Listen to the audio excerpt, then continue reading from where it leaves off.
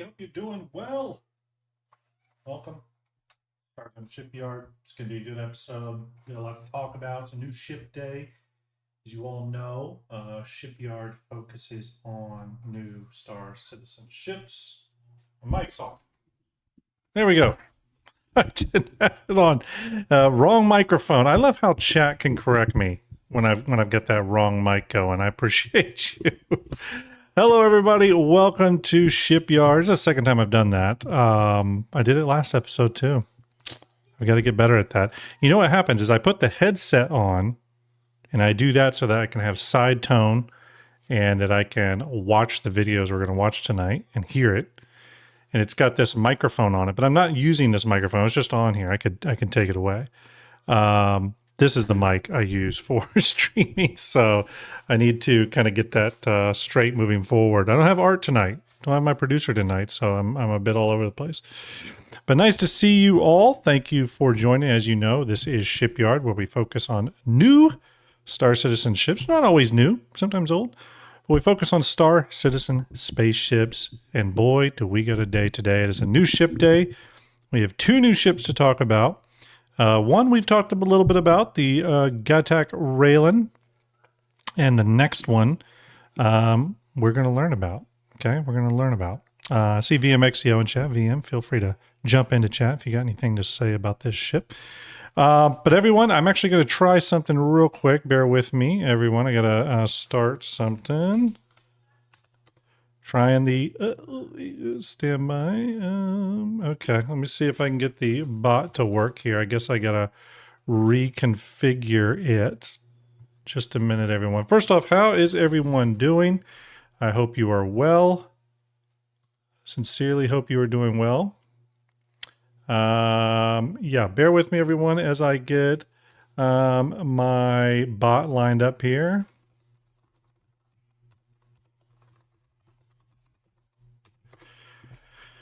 Pimpin' for a Gatak snub, Gin and Tonic says. Lobby of errors. Well, we're gonna try to jump in the game today. We're gonna try it. Don't know if it'll work. Okay, let's see here. Bear with me, everybody. I am trying to grab something. I wasn't prepared as I thought I was, but that's okay. I am grabbing something here that will help out the stream today. Bear with me. You're all very patient. Patient. Okay, there we go. Okay, now let me try to start the bot. Let's see if it works. And, oh, okay, the bot is working, everyone. The chat bot is working. Thank you very much, Piggles. Piggles doing some awesome work behind the scenes. Okay, yes, now we're back working. First off, glad to see you all. Thanks for joining me tonight. See a lot of great names popping in tonight, all the usual subjects, and I do appreciate that. We got VMXEO, we got Xenon, got Gin and Tonic, Serious Fun Games, tons of people. It's great to see you all. If I didn't call your name, it doesn't mean I don't love you. It just means there's a lot of names. Okay, we got a couple top of show announcements. It's one of those times I need to properly shout out those awesome show sponsors we have. I haven't done that in the last couple episodes, so hopefully you will all bear with me a little bit. First one I want to call out is iconcity.com. Everyone, make sure you go to Icon City. Please use their service, buy some icons. They're a great group of people. They make a great product. They've always been very supportive of the show and myself. James over there is just good people, okay? So make sure you go over there, whether you stream or not. They got tons of stuff for extra buttons and stuff during games, MFD panels, all the buttons and switches for Star Citizen. Or if you're a streamer, they got all kinds of streamer packs that are really helpful as well. You can use the code STARJUMP over there and you can get a discount. Again, I do appreciate it. Next, let's talk about our good friends at pigeonspaceport.com, making the awesome ABS injection molded Scorpius model. Comes in 3 liveries. The wings are movable, posable, all that kind of good stuff. They are currently shipping, if I'm not mistaken. you can use the code STARJUMP over there as well. I'm posting the affiliate link right down there in chat. Make sure you go check them out. I do appreciate it. Thank you very much to Pigeon Spaceport, by the way, for also supporting the St. Jude Play Live stuff we did this year. And then, of course, last but certainly not least, our good friends over at Beam Eye Tracker can also use the STARJUMP affiliate link that I just posted down there. You get a discount. I get a kickback. It helps both of us out. It's a great way to try out head tracking, eye tracking in-game without any hardware. It's all software-based. Works pretty darn well. Been trying it out. But it's a low-cost alternative to trying out 3D head tracking. So I do recommend. So go give them a shout. Go give them a try. It's always cool when companies are trying to create new products and services that have traditionally been hardware-based and trying to create software-based versions of that. So make sure you go give Beam Eye Tracker some support. Do appreciate it. Okay. Let's get to something really quick here. And am I prepped for it? No, I'm not prepped for it. I'm not prepped for it, but I'm about to be. I'm about to be prepped for it. We got 2 giveaways going on, everyone. 2 giveaways. Let me pull those up because you know me. I wasn't prepared. I thought I was. I thought I got this thing totally prepared for you all. But turns out I wasn't. First giveaway is we have a Railen giveaway. That is running tonight. Okay, that is running tonight. I'm going to do that drawing tonight. Okay, if you want to get in on that, it's very easy. All you got to do is go to this Gleam link that I just posted in chat. We'll be doing the drawing for this Railen tonight. Again, this will be for a Gattac Railen. Okay, that one is currently running. We'll be doing that drawing tonight. However, what if you're one of those people that were like, yeah, I like the new ship. I don't even know how to pronounce it. The Tyilui? Did I say that right? Let's say you're one of those. That's the one you like. That's the one you love. We're doing a giveaway for that one too. Boom. Courtesy of CIG. CIG, thank you very much for providing that one. If you want to get in on that, the Gleam link is pinned to chat on both YouTube and Twitch. So you go to that pin, you can enter this one. I'll be giving this one away on Sunday, this coming Sunday. Okay. Again, that one is courtesy of our good friends at Cloud Imperium Games. Want to shout them out, the good people over there, Ulf and the entire team, for doing what they do. Greatly appreciate it. Hey, I see Griffin Gaming in chat. Griff, nice to see you. Hope you're doing well, buddy. It's JoJo TV also popping up in chat. Nice to see you as well, JoJo. Okay, everyone.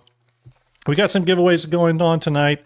Obviously, if anyone pops into chat and starts saying, hey, what's the giveaway? How do I enter? The Gleam link, and then obviously the Railen one will pop up here via Stream Elements every now and then. So we'll do the Railen giveaway tonight. We'll do that drawing tonight, and we'll do the Tyilui. God, I hope I'm saying that right. We'll do that one on Sunday. Okay, this Sunday. All right. Next, before we go too much into the topics for tonight, want to go ahead and say, I'm not going to say it yet because I want to make sure we're 100% on it. Okay. But I just had a meeting today that is going to lead to something very, very cool that I'm going to announce late next week to you all. Late next week, big announcement coming. I've been waiting a long time for this one. A lot of knobs and switches and levers being pulled in the background, but it's finally happening. I'll announce it next week. Can't wait. Today was a good day, really good meeting, really good progress. Shout out to my boy Artorius in chat, my producer, who's not producing tonight. I'm going to point that out, not producing, but he is my boy. I do appreciate his help in this, the meeting that I'm referring to that was talked about today.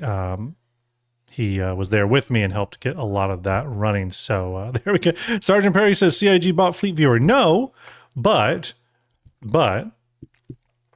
I will tell you that CIG is very interested in better hangar representation of your ships and your fleets and all that kind of good stuff. I can attest to that.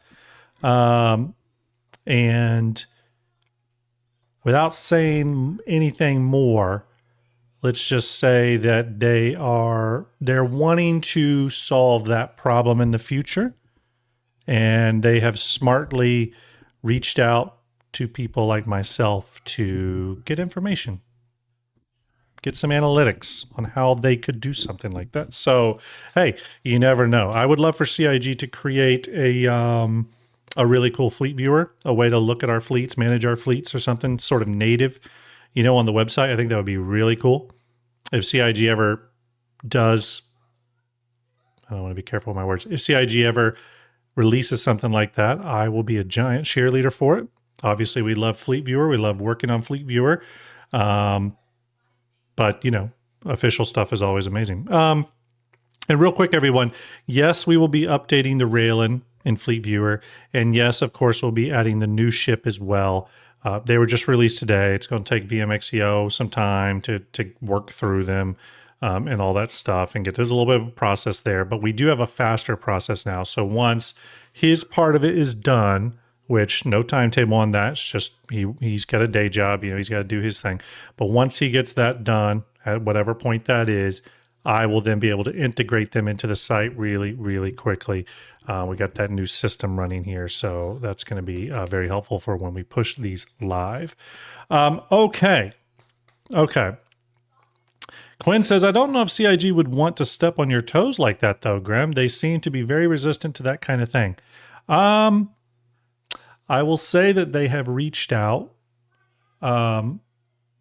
with a desire to do something like Fleet Viewer. Doesn't mean they ever will, but they're definitely thinking about it. It's something it's something that they do want to do. I can confirm that. I can't imagine it's at like a really high priority level right now. But I feel pretty confident in saying that as we get closer to a 1.0 world, I do think CIG will want a really proper representation of your hangars for everybody. I think that will be an important thing for them. By the way, big shout out to Lulu Gaming DK, Bidcar for the follows earlier before the stream. Araxius resubscribed for 6 months. Appreciate that. Karatanav, hopefully I said that right, followed 7 minutes ago. Appreciate that. Alugoruru, God, I hope I said that right. I'm terrible with names, everybody. And then Space Duck followed as well. Do appreciate that, everyone. We're 50% to our new follower goal, or our new sub goal, by the way, and our follower goal is going really well. We have hit on Twitch 9,245 followers, and on YouTube, we're climbing strong at 17,500 subscribers, all due to you all. You've all been absolutely amazing. Appreciate you very, very much, of course. Okay. Are you all ready to get into it? Have I talked enough? I think I've talked enough. Enough of my top. I get a lot of complaints about my top of show announcements, but here we go. We'll see how I do tonight without Art. Blame Art tonight, by the way, for any mistakes in the show. I said, hey, are you going to be on producing tonight?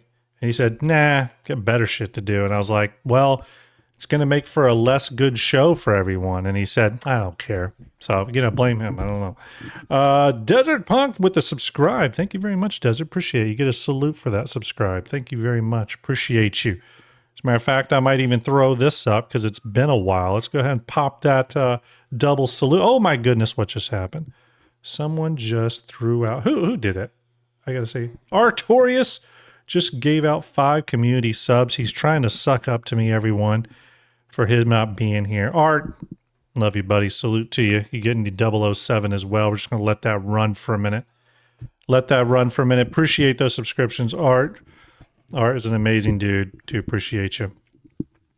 Everyone give GearCon an 07. He's in chat as well. Handed out so many amazing ships for our St. Jude Play Live raffles. And as you all know, we killed it on the numbers this year. And everyone that won a ship should have them by now. Should have them. So, all right. Let's go ahead and get into things. And before we get too damn deep into the new ships, we need to go ahead and hit this roadmap roundup. Okay, roadmap roundup. There are some things to note on this one, so we're going to go ahead and go over that. Obviously, on the release view, Gatak Railen and the Gatak Tyilui, God, I hope I said that right, have been added. Of course, they are released. We're going to check them out. Don't worry about all that. But let's go to 4.9. They have item recovery ship loadout improvements, implementing item recovery ship loadout improvements, updating ship and item recovery to better support custom loadouts through timed claims, optional expedite fees, freight elevator item claims, and debuting a free recovery option when losses are detected outside the player's control. Very interested in seeing what all that means. Very, very interested. We'll have to see it, but I like what I'm seeing on that so far. So Vesmupui, thank you for subscribing. Appreciate that. So yeah, we'll have to see what that looks like, but I'm really interested in seeing how what that free recovery option looks like, when non-controllable player losses are detected. That's kind of interesting. So Ninetales armor update. So the Ninetales are getting some new armor designs. We'll pop those up here. What do you all think of these?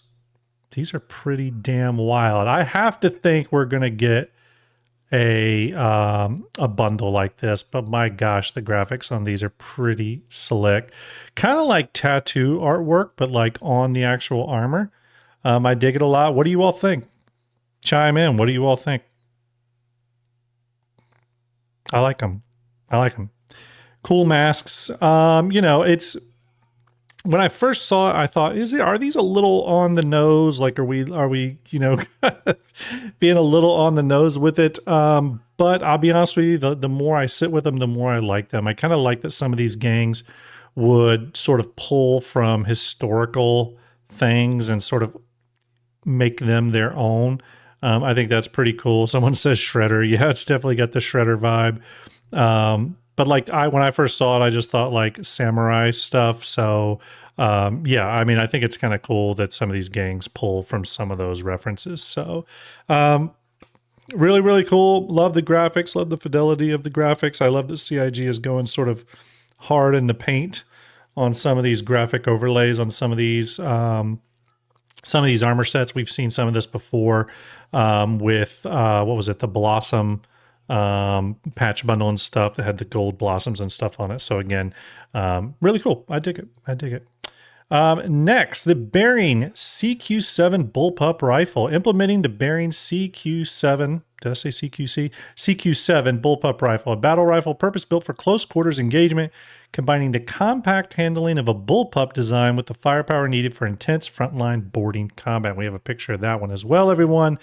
That's this one right here. It's got the full bullpup design here that you're familiar with current modern guns. But I like some of the little, it still looks like it's within that Bearing family of small arms as well. So I really dig it. In real life, I'm not the biggest fan of bullpup rifles. But to be fair, I haven't had a lot of experience with them. I do want to try a few more out in real life. So yeah, soon. Who's going to the range with me? Hopefully someone nearby. We're going to the range. Art, where are you? Continuing, Ordnance Cargo Holder. Now, we heard about this recently. It says here, implementing a dedicated storage frames for missiles, torpedoes, and bombs placed on cargo grids to improve presentation and handling. Got a picture of those as well. They're about what you think. They are going to be, these sort of racks and stuff here. It does look like you're going to be able to pull stuff from out of them and within them through the tractor beam, as you would expect. And then once they're in there, I imagine you're going to be able to move them around like you would any other cargo box. You can see those storage lockers all back here. So pretty cool. I do wonder if that means you're going to be able to stack them in different, like either vertically or laying down. You can see them vertical over here. At least I think that's what I'm looking at correctly.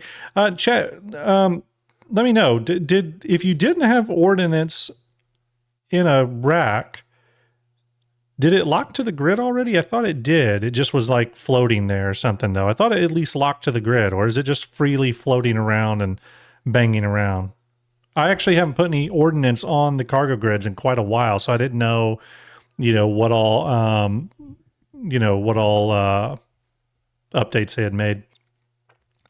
Grid lets you stack now. Okay, you couldn't stack a lot of the missiles Thryo says. Hopefully I said that right. I mean, here's the thing I will say just in general on cargo and stuff. I do hope we get the ability to open cargo boxes in the future, put items in them. We heard that was coming. I guess, but it is nice to see CIG continuing to add depth to the things that we're going to be placing on our cargo grid. So that's great to see. And I think as repair, rearm, and refuel continues to mature, we're going to see more and more of this stuff, including like bulk refueling canisters and all kinds of stuff that will go on the cargo grid. I think that will eventually happen.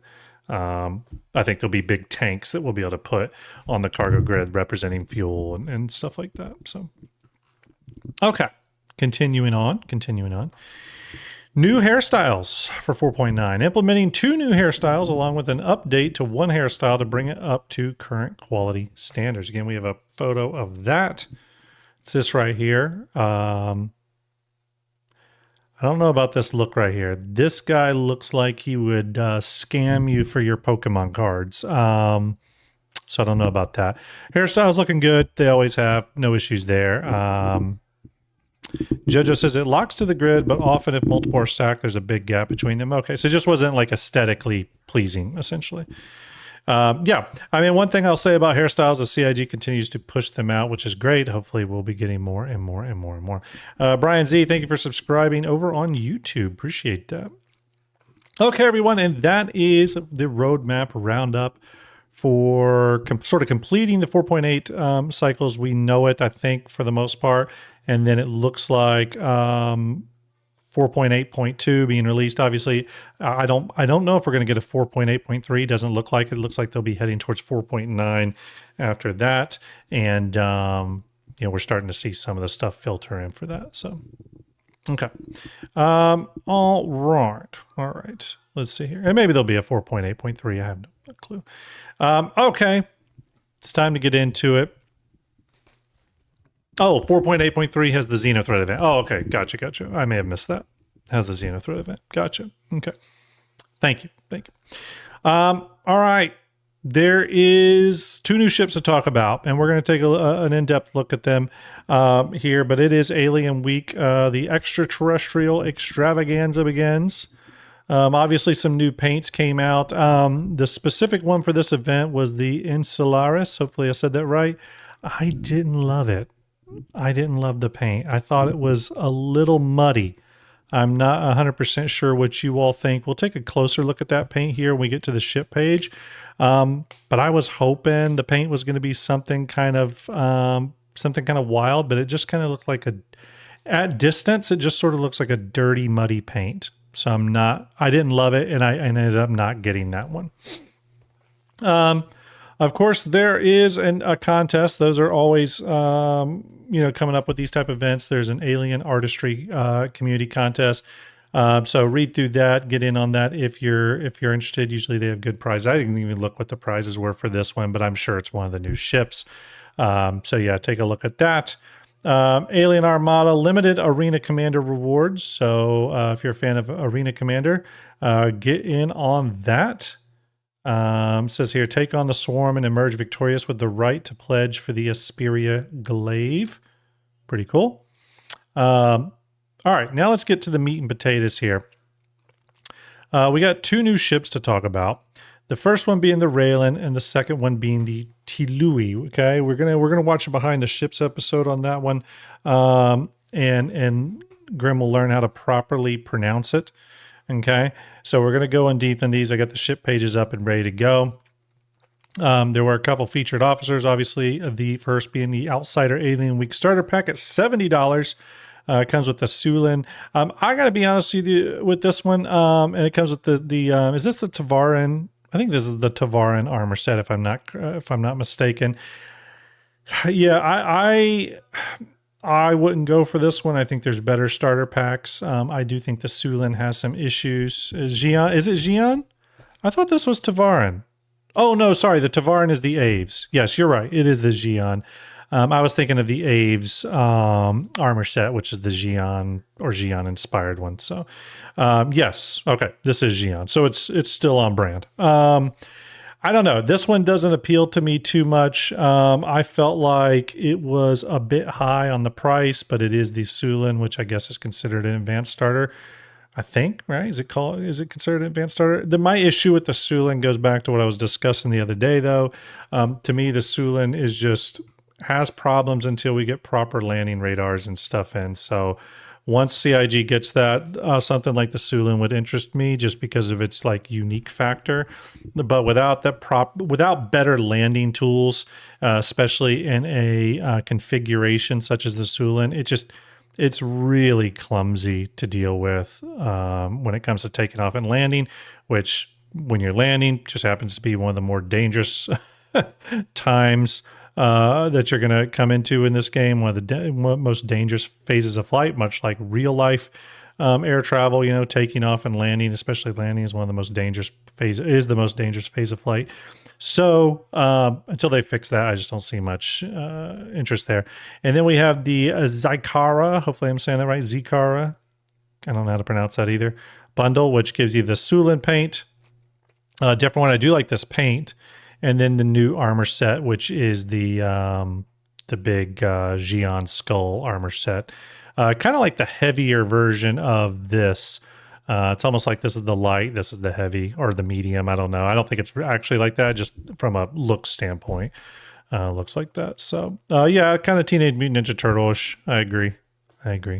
Either way.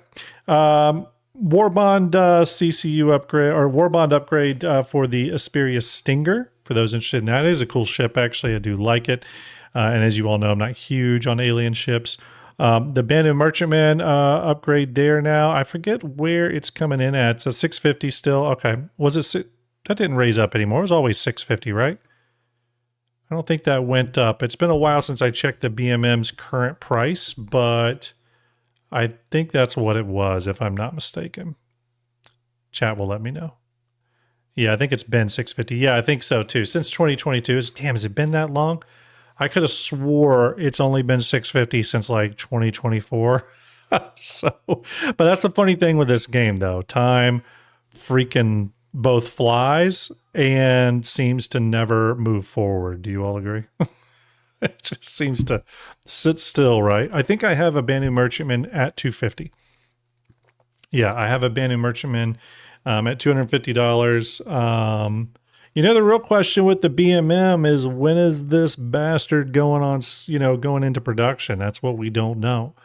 I feel confident about what John Cruz said. I think it's going to go in pre-production by the end of this year. It might be December, but I do think it's going to go back into pre-production. And then hopefully that pre-production turns into production work starting 2027. And it might be a ship they just work on through 2027. You know what I mean?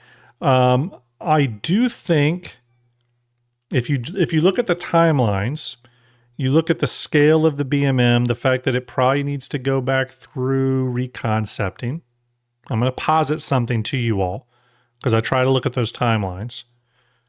If the BMM goes into pre-production into this year, goes into production beginning of 2027, stays in production, white box, gray box, LOD 0, final art, downstream, all through 2027, a little bit into 2028. I think it's possible this could be the Alien Week ship for 2028. Now, Azarus Pure Keels, thank you for the follows. It's Texas Horny Toad gifted us that sub to Vesmoopsy. I can't talk tonight, everyone. Let me try that again. Texas Horny Toad, our good buddy, gifted a 1-month tier 1 sub to Vesmoopy.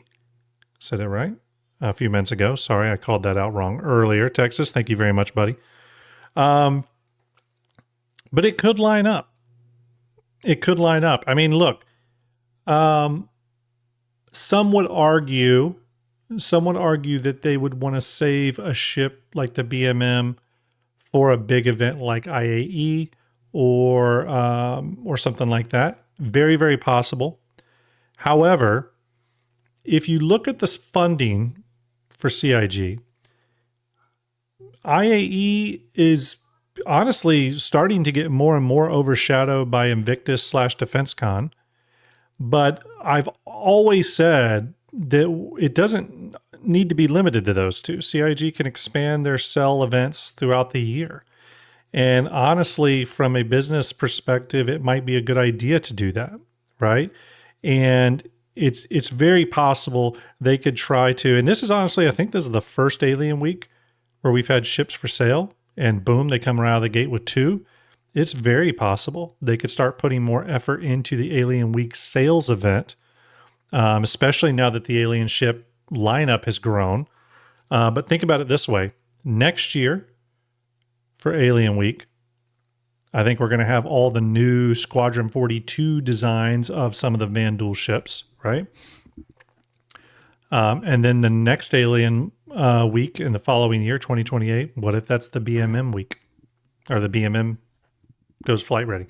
It's possible. I think if CIG started pre-production into this year, the timing could line up. But I do think it's a 16 to 18 month ship for sure, even with their increased speed on their ship pipeline. I think it's a 16 to 18 month ship.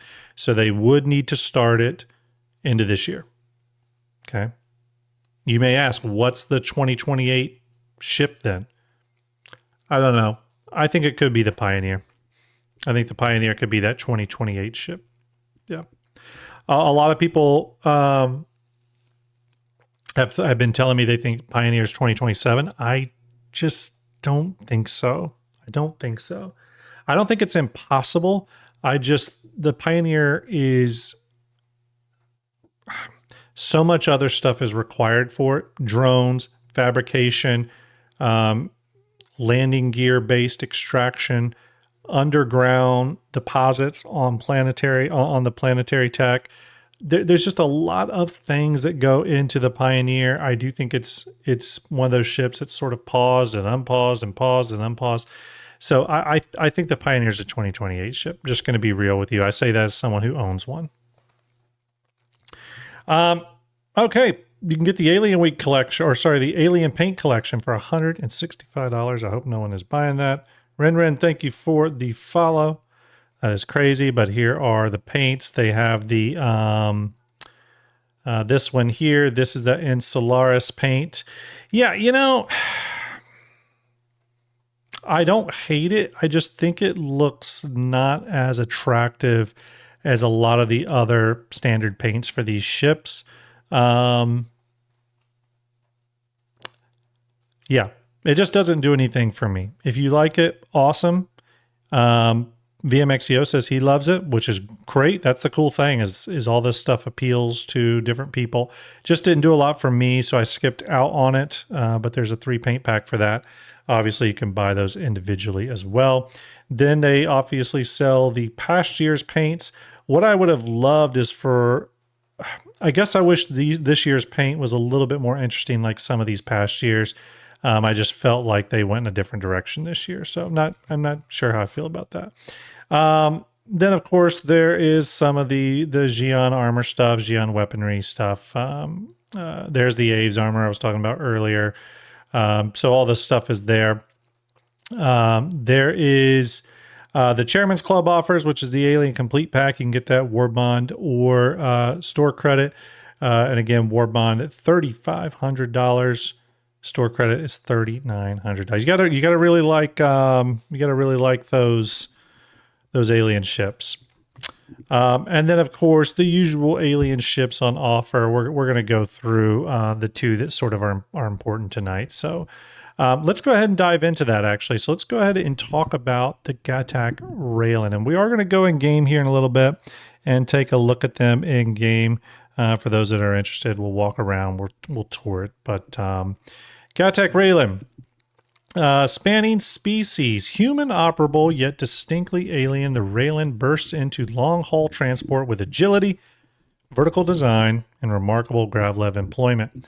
GATAP brings Xeon Tech and its millennia-rich experience to UEE, honoring the unity between two disparate spacefaring civilizations for new allies, new innovation, new experiences. So what they're leaning into with this, again, is not just that it's a Xeon ship, but they're really hyping up that or talking up that synergy between the human and Xeon, way of doing things all into one ship. And I kind of like that idea. You'll see that a little bit on the, when we take the tour of the internals. So again, everyone, if you want to get in on the giveaway, go to the Gleam link pinned to chat. There's 2 giveaways going, one for a Railen, one for a Tyilui. I'm just going to call it the Lilu, like Execute does. But we have the Tyilui one pinned to chat if you want to get in on the Railen giveaway, which will be drawing tonight. That link is just down in chat now. I just posted it, Gleam link. I do it through Gleam, by the way, because they have anti-bot and anti-spam stuff running. So, first, let's say, before we go any further, let's talk about this livery, this standard livery here for the Railen. I'm someone who's studied the Railen quite a bit when I had to bring up its holo model to Fleet Viewer standards and all that years ago. And I can tell you right now, I think they really did a fantastic job nailing the livery on this thing. The paint scheme, really, really close to the concept. The only thing I wish they would have done that I do kind of miss is that in the original concept, along these, in between these 2 inner white glowing strokes, it actually said GATAC. And I kind of wish it still did. Ross Plays, thank you for the follow. I've said this a couple times on the human ships. I really do like that they are reinforcing the branding. Ships like the Tiburon, for example, the Perseus, the Polaris, on the sides, it says the name of the ship. It's got the logo there, the manufacturer. They've been leaning into that more and more. I would have loved to have seen a little bit more of that here. If you're wondering what I'm talking about, I can pull it up here. Let's see. Stand by. I'll just pull it up. Where is it? Yeah, right here. You'll see what I mean. You see how in the original one here, it said X07 GATAC. It was kind of along the spine here. I just think that was pretty attractive. I would have loved if they had retained that. Possibly even in the alien language, as Mobster SC says. I just think that would have been really cool. It was only on one of them, but I do think it gave it a little bit of kind of a sporty look with that decal on there. It's just something I wish they would have retained, or at the very least gave us one of the liveries that had that. Minor detail, again, very minor detail, but I do kind of miss it. You can see it here as well. Probably just an oversight, but it's one of those things I wish they would have kept. Irish Overkill, thank you for the hydrate. Appreciate it. Ezpez33, appreciate that follow. So yeah, minor thing, but I do think they did a really great job with translating the paint scheme from concept to life, which I want to be totally straight with you, is not always as easy as it sounds. Remember, when these things are built and the concept meshes are built, the concept mesh is built and paint schemes are applied to it and stuff like that. But when they redo these for the game, when it goes into production, they're not just like altering the concept model. I think they rebuild massive parts of the ship. There may be some elements of the concept mesh they bring over and build off of. But I think by and large, from what I've seen, a lot of it's a complete rebuild, which is impressive. And that way they can make it game optimized and stuff right out the back, do those considerations. In addition, some of those things just do not get translated over. Hark69, thank you for the follow, and thanks for subscribing on YouTube, Pure Keels. Appreciate that. So yeah, hopefully we'll get it in the future, but minor thing, but did stick out to me. Extraordinary. There's some great images. The practical peculiarity of Xeon technology becomes part of the everyday hustle aboard the Railen. Its unmistakable, unfolding silhouette hints at its unique inner workings from gravlev traversal into and throughout the ship to powerful Xi'an thrusters that give this medium hauler surprising agility. Now, in my playtest, I don't have the mug tonight. Sorry, Art. In my playtest, I will say the ship did not feel very agile. Okay. I'll say this. I actually felt that in atmosphere, the Railen I thought was extraordinarily sluggish. It may have just been a feel thing too, but it felt very, very sluggish. I did notice that right off the bat. I don't know if anyone else did. However, that can be adjusted. One thing I will say, oh, where's the Railen mug? Oh, don't worry. I'm getting a special Railen mug. It's not the Polaris mug, damn it. You're getting a special Railen mug. One thing I will say, right, is that this ship has the best, okay, the number one slot gets the best entry animation into any ship ever. I'm just going to say that. 100%. 100%. Sergeant Perry says, congrats on getting in 60K errors all day. I did get a lot of those too. I just had to keep like switching regions and it would let me in. But yeah, the way you enter this ship, when you hit the elevator button and that door comes down out the front, there's this sound that they have with it that is epic. And it truly feels like something special. Like you're about to go into a ship that is truly a different experience. You get that. They nailed that vibe. They really did. Brackus, thank you for the follow. Ray to Goat, thank you for the follow as well. Do appreciate everyone. You're amazing. And I mean, look at this imagery. I want this image as a wallpaper. Damn, that looks cool. Yeah, that's going to be my new wallpaper for a while. Yeah. Explosive. This gets to one of our first controversial things about the Railen. We're going to talk about it. Defensive measures. Though typically peaceful, the Xi'an are always prepared. Missiles, turrets, pilot guns protect the hauler's interests wherever they roam. Dispatch thieves and stay in control like a well-oiled Xi'an machine.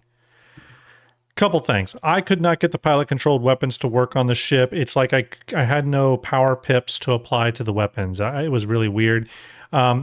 The one thing that's been a little controversial are the weapons on the ship. I think a lot of people were hoping for Xi'an designed weapons and or at least stuff from like the Santakiai and other ships like that. So slightly different. And I don't even think they necessarily need to be like different weapons, but just slightly different design elements or paneling on the weapons to make them feel a little bit like the Xi'an have adopted them and reconfigured them for this ship. It does sort of have that like human weapons bolted onto it sort of thing. And I think that hurts its overall look like by a 0.01%. It's not a huge deal. It's something that CIG could always change in the future, but it is a little minor detail that I think erodes a little bit of the alien quality of the ship. Again, minor thing. I think, again, overall, though, knocked it out of the park and everything else. It's just one minor visual thing that stuck out to me. You can see the guns here. It would have been cooler if they were an alien-designed weapon. It would have been, but this is what we got. And I don't think it's that big of a deal, ultimately. Expansive. Fortified cargo. True to Gattac design, the best of two worlds combined to give haulers the quick accessibility of tractor beam loaded external cargo with the protection of cocooned internal storage. Deployable Xi'an armor safeguards your 640 SEU from the treacherous trials of long haul transport. I'm going to tell you right now, I don't know what you all think. Chime in chat if you have an opinion, but I think this was a great decision. I know we lost those triangular pods. I do agree that it changed the visual sort of language of the ship to some degree, and not just the fact that, oh, we don't have triangular pods. It actually changed the silhouette of the ship a little bit. The ship got a little thinner on the back end, especially if you're flying without cargo. And it did change things, but again, we got to always sort of frame this stuff in that quality of life sort of question, right? And is the quality of life better for these changes? And I think it's hard to argue that it's not. You know, Gentonic says, so you like big butts. I do like big butts. That's true. I do miss the big booty. But no, I mean, look, I've been pretty open about ships, especially cargo ships, because I love running cargo, about cargo ships that I really loved until I ran cargo with them, and I just felt like they were fighting you a little bit. One of the ships that really sticks out to me in this regard is the Starlancer Max. I love the Starlancer from a design standpoint. I think it's one of the most beautiful ships in the game, actually. But when I was using it in heavy cargo gameplay last year, I was doing a lot of cargo events like Supply or Die and stuff like that. And I just felt like the ship was fighting me for two reasons. One, you had cargo on both sides of the ship along that spinal mount, which would sometimes get stuck. But because it was on both sides, it meant you had to like walk around the ship to get to both of the areas of that spinal thing. I would have rather than just an elevator drop from the bottom that you could pull the cargo easily from just one side. And then it had the cargo in the back. So it was like you're hitting 3 areas of the ship to fully unload it. That did become a pain in the ass. This ship, everything's there in one area. 2 tractor beams, perfectly positioned for it. So as long as you land in a hangar with the ass end of this thing somewhat facing the freight elevator, I think you're going to have a pretty good experience running cargo. A lot of people are going to do this with ATLSs or tractor beams or handheld tractor beams and stuff like that. But in my limited testing, I actually did think the tractor beams on this were very smartly placed. Shout out to CIG on that one. I think they really paid attention there and took that opportunity, again, quality of life opportunity, to put the tractor beams in a really, really good place. So great decision. Okay, let's get to the next part here. We're talking liveries. His factory standard here, black and maroon with teal highlights, really close to what what the concept was. I think they did a great job on that. Great translation. We also got the Agapanthea, which is the black with dark gold highlights. I love this one. I think it looks really slick on this ship. I ended up picking this one up. Next one, the Ching. Hopefully I said that right. Beautiful. Very similar to that concierge paint we got on the Perseus this past year. And also very close, or was it previous year? Can't even remember. Last year, yeah. And obviously matches the Sulin paint of this side. I love this look. I think it really works well on the Railen. Also picked this one up, white with gold highlights. Next one, the Malachitas. Hopefully I said that right. Gray with green iridescent pattern. I picked this one up as well. Not my favorite, but I do think it looks attractive. Green is not my favorite color in Star Citizen when it comes to liveries, so not super high up on the list, but I did like it here in the way it's utilized in this like line work here, so I picked it up as well. It's again part of the 4 paint pack, and I didn't mind grabbing it. The Umchuai, hopefully I said that right. I'm sure I didn't. This one is the Chairman's Club only paint, sand brown with dusty gold highlights.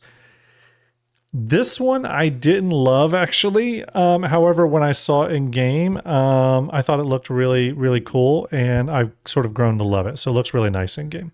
Again, that one is available to Chairman's Club. And then the Insularis, the one for the Alien Week event. Again, don't worry, everyone. You will be able to pick this up every year at Alien Week because they sell all the previous years. Again, but it's a limited edition paint. So really, really cool. Over some specs here. Ship is 53 meters in flight or 65 meters landed. Kind of interesting. A lot of times ships get a little smaller when they're in landed mode. This one gets a little longer. The ship is 52 meters wide, so pretty tall ship in relation to its width. And you can see that height right here. It's 67 meters.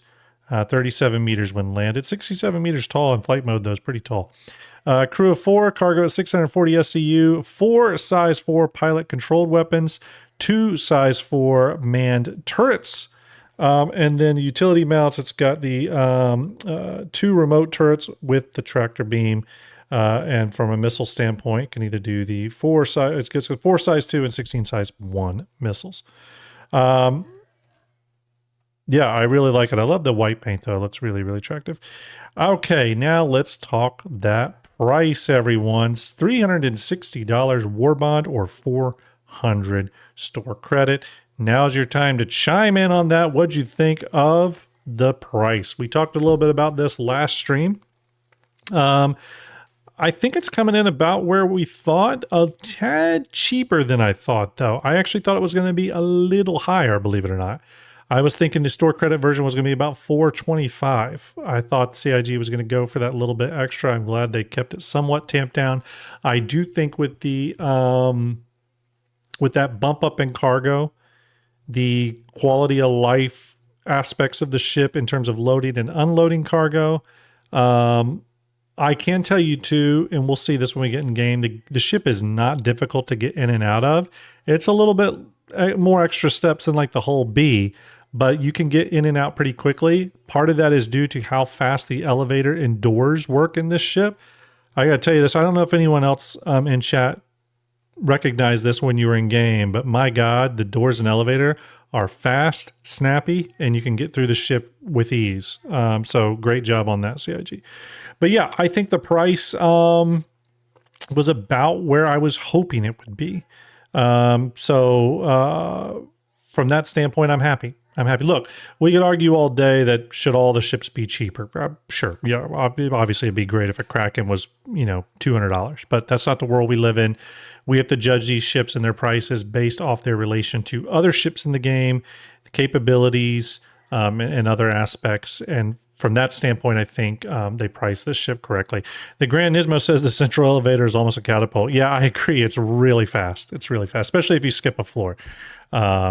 So they do have the Duo pack for $700. You can get the Railen and the Tyilui.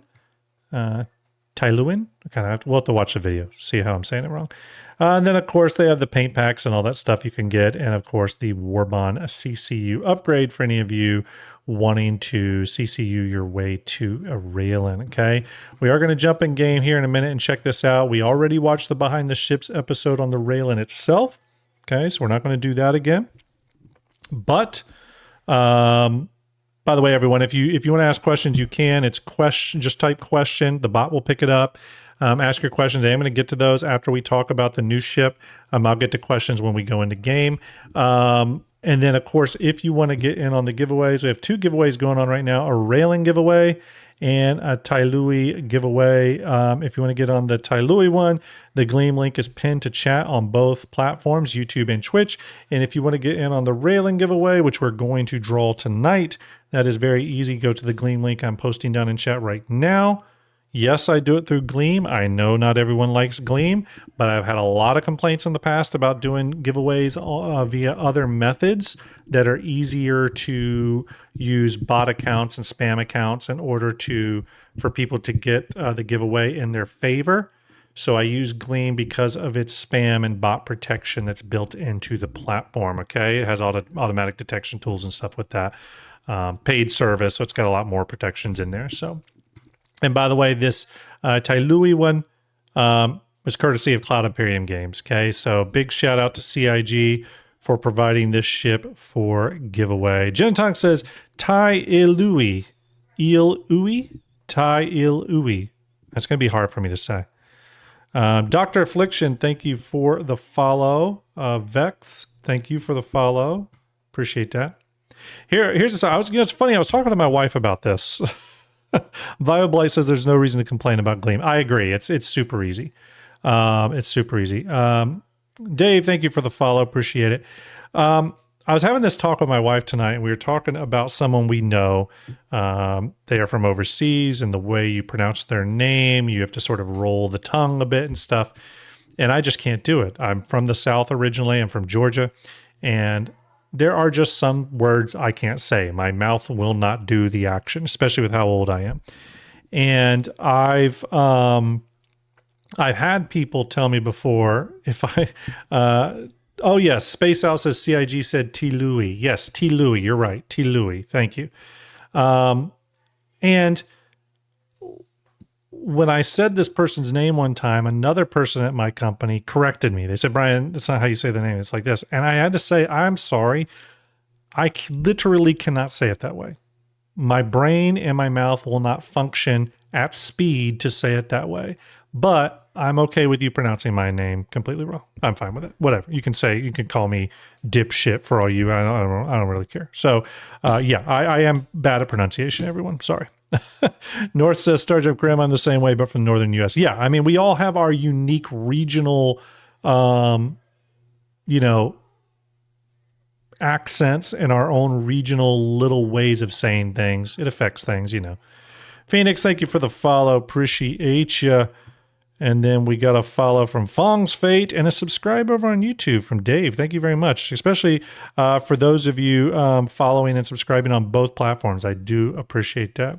Malkiri says, then can call Graham dipshit. Noted. Yes, you can. You can. It's all good, buddy. It's all good. Got 190 watching over on Twitch and 226 on YouTube. You're all amazing. I do appreciate that. Thank you very, very much. All right. It's time to talk about the next ship. And to do that, you know what we're going to do, everyone. We're going to watch a Behind the Ships episode, but not on the Railen. Pulled up the wrong one. We're going to watch it on the Tyilui. Ooh, it's going to be hard to say. The Tyilui. Austin, thank you for the follow. I'll catch follow call-outs after the video, everyone. We're going to watch this. I did see this one already. I'll go ahead and call that out. This is not a first watch. I did watch this one already, but I only watched it once.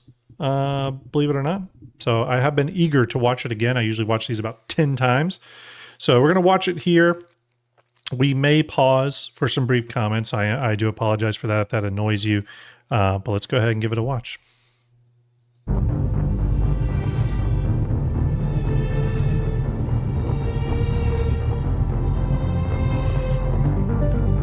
The Tyilui is a new ship from Gatak Industries.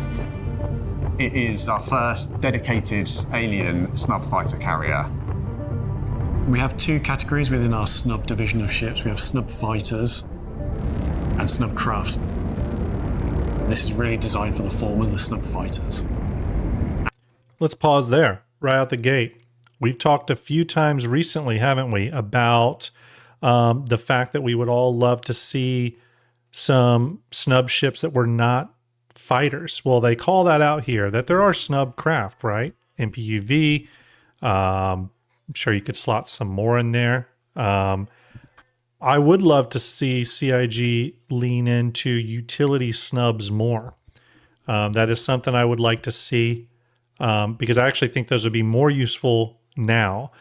But it does make you wonder, with more snubs coming, repair, rearm, refuel, ships like this, does make you wonder if CIG is going to start trying to cater some gameplay around snub fighters, specifically really confined spaces. So inside caves, inside asteroids, stuff like that.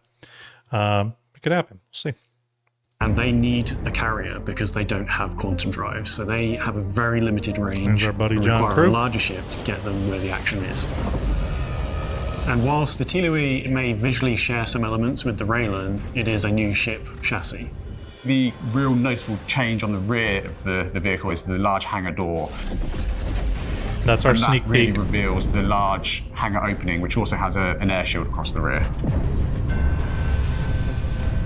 The Tyilui has the same armament as the Railen, plus 2 additional top and bottom rear-facing remote turrets. The Tyilui holds 4 snubs in its rear section, as well as 96 SU of cargo space. And the purpose of this cargo is to enable players to use the rearm, repair, refuel mechanics.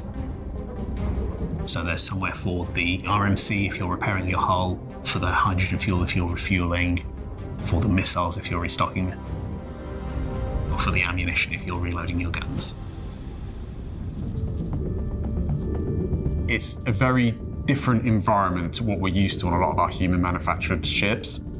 The Xi'an are the masters of sort of gravity and magnets, so the rear section of the Tyilui is its centerpiece. Not only does it hold the 4 snub bays, it does it in a sort of 360-degree environment, allowing you to sort of get in, and you can walk the whole way around the interior of the ship to get to your landing pad.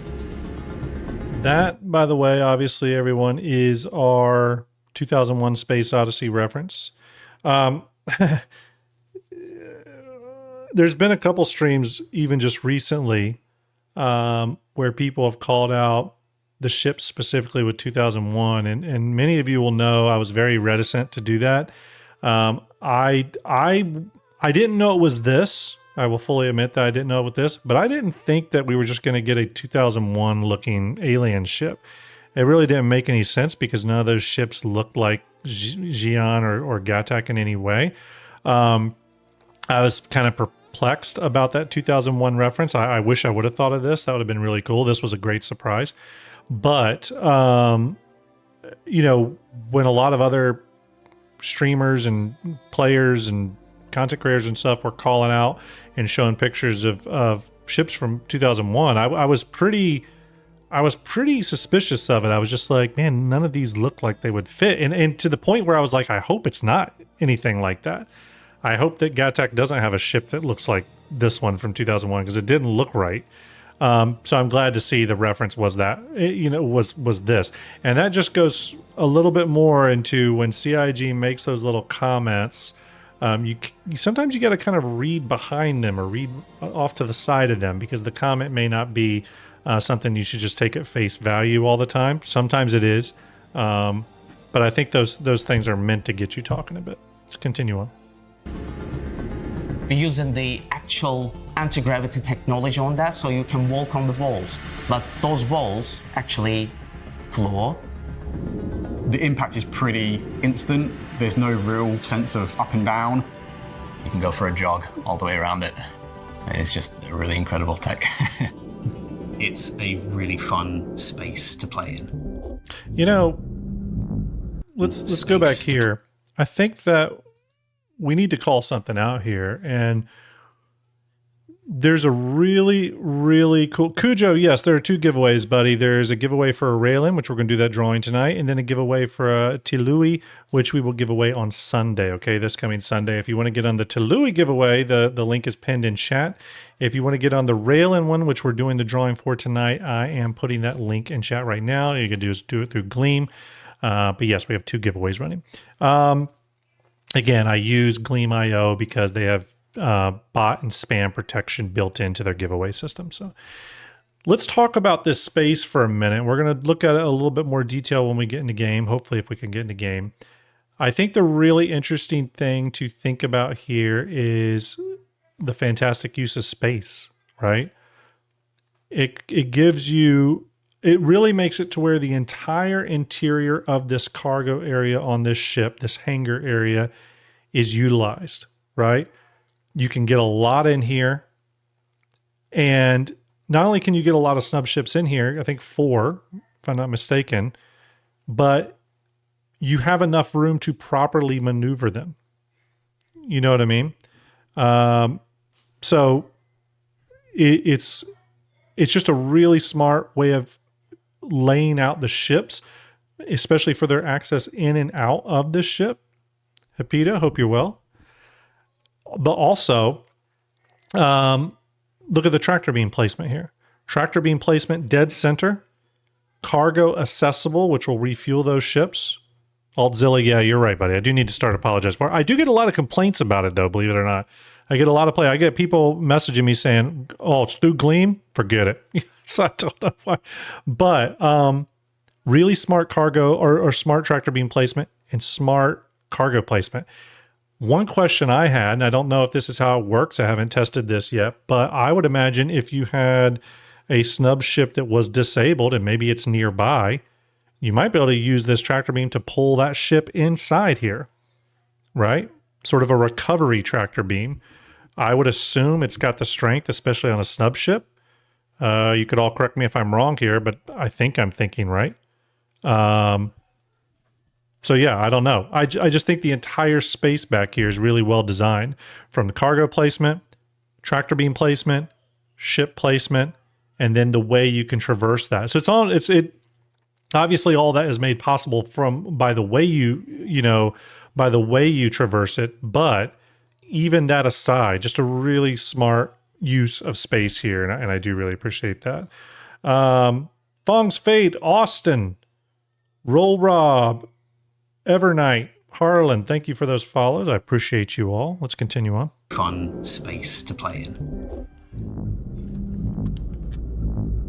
As you leave the hangar through one of the exits on either side, you walk through a little ready room for your snub fighter pilots. These are small, almost cave. Love that. The Tyilui's got this like cave moss stuff up top. The Railen doesn't. I do like that they gave them a little bit of those interior differences. It's really nice. We'll check both of those out. Little corridors that allow you to transition from that intense experience of flying a snub fighter into the calm and into the safety of the rest of the ship. And then once you get back into the main elevator shaft, you're back into kind of like the shared hab area. You can see this ship is a lot less dark here without the lighting bug. The lot whole less rec dark. room, which is just like a huge space, really high ceilings. It's a lot darker in game, by the way. These massive, imposing arches on either side that frame the whole space. Beautiful. It feels like a fancy Turkish restaurant for me. Yeah, a bit Grand Bazaar vibes. And the overall. One nice thing I loved about this, in the habitation area, hey, Rough Gaming, thank you for the follow, buddy. In the habitation area that you're seeing here in this communal eating area, I love that the window, the canopy from the cockpit, the bridge area, which is a floor above this, I love that that window, that canopy glass extends low, like you're seeing here, and essentially creates almost like a skylight effect for the floor below the bridge, which is this habitation communal eating area. So I love that. Just a small thing, but I think it's really, really cool. For those of you that have seen the inside of these ships, there's a really nice vibe inside there. Let's continue on. Art languages like kind of Art Deco / Alien. And I like to use in the organic materials like actual alien rock on the walls, which feels nice, more architectural masterpiece. The turret access rooms, there's one on either side of the ship, and they feel... By the way, if anyone from CIG is listening, we love windows looking out to the exterior. I know it creates probably some viz area complications and load on the ships, but do love that we're starting to see that a bit again. I was very disappointed that the Polaris did not get the windows that its original concept pass sort of dictated it should. They corrected that with the Perseus. I hope continuing to move forward with the Kraken, the Galaxy, etc., that we'll see more of these windows. We don't need a lot, but just a few of them sometimes are really, really cool. So really interesting that they've got a little more than a typical turret access might have. I like to call it the turret reception, just because it feels like you go in with an appointment to see the turret, and there's this really nice window that gives you a nice view of the side of the ship. And there's like a nice bench in front of it to sit and look out. You have some escape pods in there as well.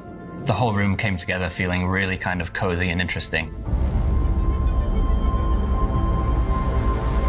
The Tyilui is for anyone that wants to be in the fight, but wants to play in more of a support role. Thank you for subscribing, Keith. I'm very happy with the ship. I think we've really sort of pushed the boat out, especially with the interior section at the rear. You don't have that particularly large firepower, but enough of it is an annoyance to distract other players and allow other people in your fleet to help do the objectives. It's about supporting your snub fighters and causing as much kind of chaos on the battlefield as you can. It's almost like a swarm of angry wasps that can go in and attack. Or if you've really annoyed people a bit too much, they can get back in and you can just jump away to safety. You know we need an alien snub fighter now, right? Yeah, it has crossed my mind. Yeah.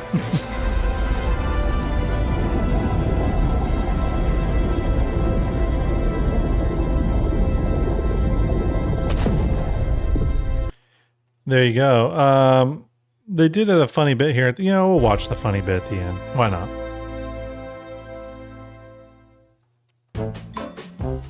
One of the things that our players are especially fond of doing with the new ship is playing a good old game of what fits. That's true.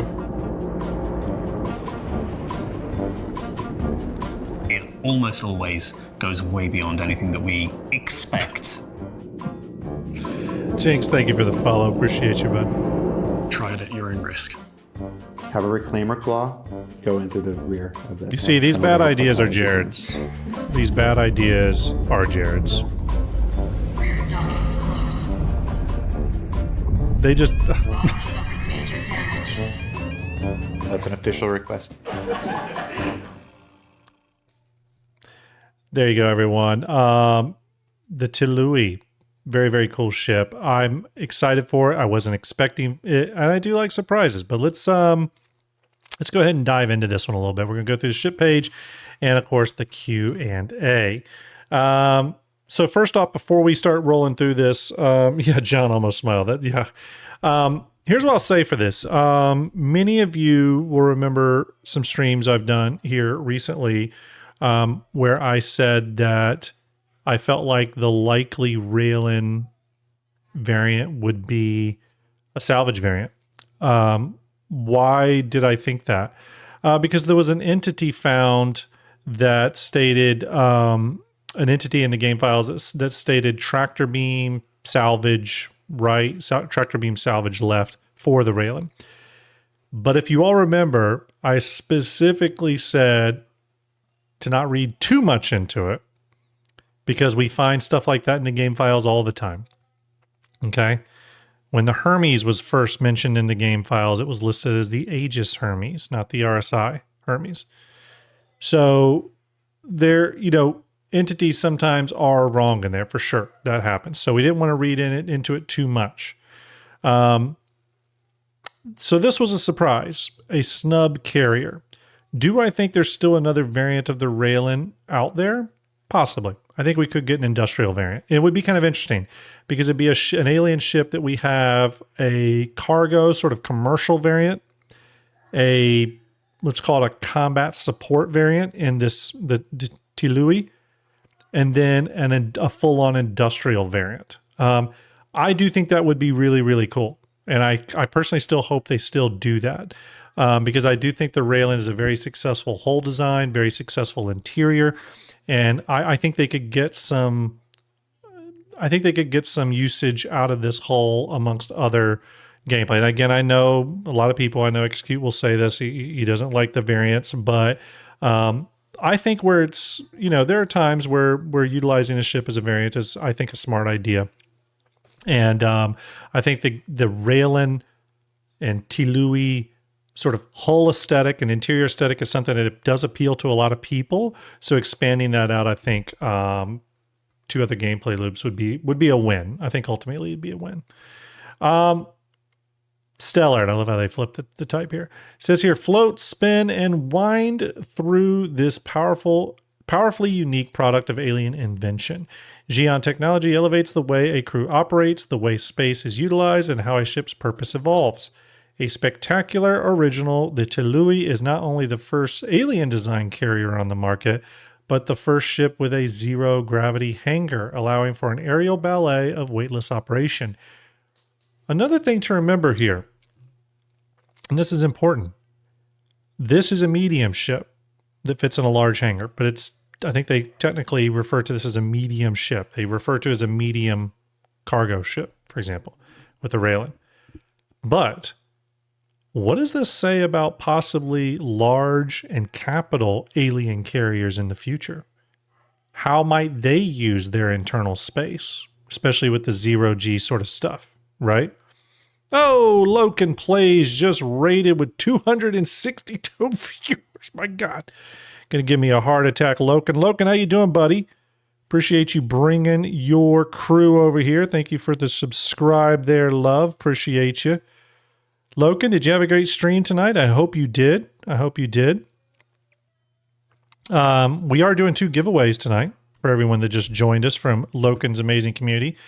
We're giving away a Tyilui, courtesy of CIG. The Gleam links for that are pinned to chat. They're pinned to the Twitch chat, pinned to the YouTube chat. You go there. It's free to enter. I got a bunch of ways to enter there through Gleam. And then I'm also doing a Railen. We'll give that ship away. We'll do this drawing on Sunday, this coming Sunday.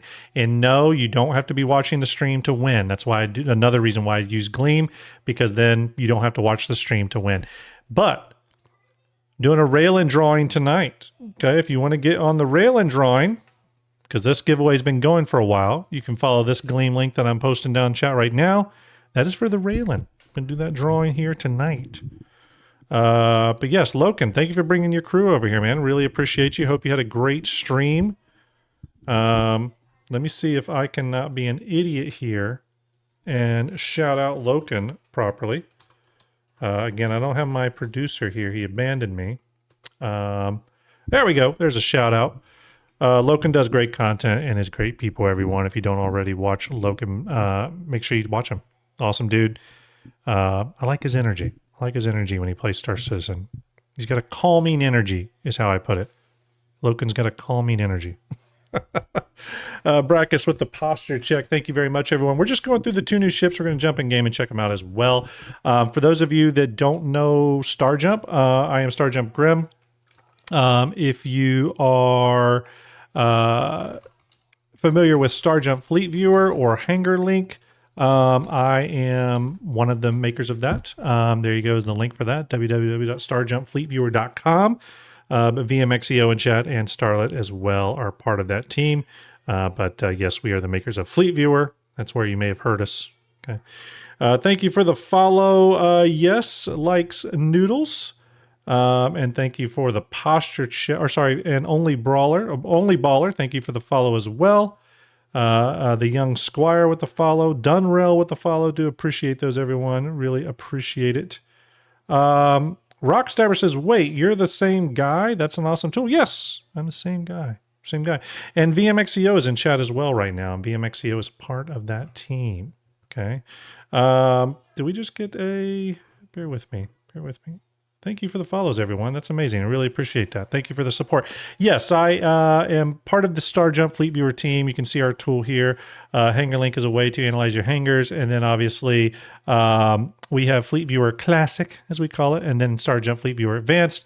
Obviously, you can go here. You can load your fleets, load your your ships, all that kind of good stuff. Play with your fleets.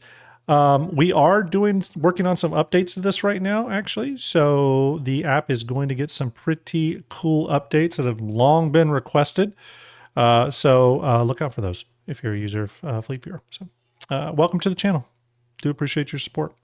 Okay. Back to this ship. Thanks again, Loken. I appreciate you, buddy. I'm definitely going to raid you back here next time you're on and I'm on. Yes. Yes, and VMXEO in chat, you can thank him for your X-Wing Mark II Aurora. He came up with that fan concept art that CIG leaned into. And we would not have Fleet Viewer without VMXEO. He's a legend, as well as Starlet. But give them an 07 in chat. But again, think about the future alien carriers, right? Alien carriers that are able to carry medium ships, right? Because that seems to be where CIG targets the larger, like capital size carriers, is that they want them to carry 2 to 3 or so medium ships. But imagine a alien ship that has an internal hangar that any side can be utilized. You know what I mean? With that anti-grav, walk around the walls sort of tech. Really opens up some interesting, possibilities for the future. So, Beck, thank you for the follow. Let's continue on. Zero gravity, walk on walls of alien rock where up is down, down is wherever you need to go. Xi'an Tech creates calm amid combat, letting you drift through the Tyilui's hangar quickly, effortlessly, and with never before seen style. Again, it is super unique. We saw it in the video. We're going to check it out in game here shortly. But again, a really smart use of space, not just because of where the ship goes, but where the cargo goes, where the tractor beam goes, all that good stuff. Oh, by the way, if you just joined us, if you want to get a question in, I'm going to get to questions in a minute, but all you got to do is question, put the word question, and then write your question. The bot will pick it up. Let's continue on, though, here. Oh, what is that? He's holding on to this cargo box as it's coming in. That's kind of interesting visual. Snub transport. Up to 4 snubs nestle around the multi-directional zero-gravity hangar, while a capable weapons loadout protects their run to the front lines. Keep them flying and fighting with 96 SCU of cargo for ammo, resources, and parts. So again, utilizing that repair, rearm, and refuel services stuff that CIG implemented with 4.8. Continuing on here, design that lives, extraordinary interior composition is unique as its functionality. The spacious interior chambers heightened, the spacious inner chambers heightened the tranquil Xi'an aesthetic with organic material, living plants, and flowing water. Again, I think it's a huge success of the ship's interior aesthetic, where CIG didn't just focus on using new materials, but actually brought in things into the environment that we haven't seen before either, like the flowing waterfalls, the holographic pools, and stuff like that. Again, I hope they lean into more stuff like that for ships. We are seeing some of that, by the way. We started seeing that with the Perseus and the Polaris with their holographic basketball courts. CIG's starting to play around with some of that stuff, which is kind of cool. Paints. CIG sticking with sort of the same paint options across this and the Railen. The factory standard here is a gray with iridescent green highlights, kind of cool. There's the Agapanthea, which is the black with dark gold highlights, one of my favorites personally. The Chi'ing, hopefully I'm saying that right, white with gold highlights, super attractive. The Tato Made, which is dark gray with maroon iridescent pattern. Love this one. It's like my current favorite. For the Tyilui, there's the Uamchuai, hopefully I said that one right, which is the sand brown with the dusty gold. That's that Chairman's Club paint. And then the Insularis, again, the time-limited paint. A lot of the metrics are somewhat similar. A few adjustments there, though, because of the difference in the exterior of the ship, interior, exterior, with that back hanger. Length is 59 meters, 69 meters landed. Pretty big landed. 69 meters is pretty long in landed form. That's why this firmly sits in that large hangar. If you think about it, a Connie is 60 meters long. So in landed format, this is longer than that. 52 meters wide, 67 meters high, or 37 meters landed. 4 crew, 96 SCU cargo, 4 size 4 pilot weapons, 2 size 4 man turrets, and 2 size 3 remote turrets.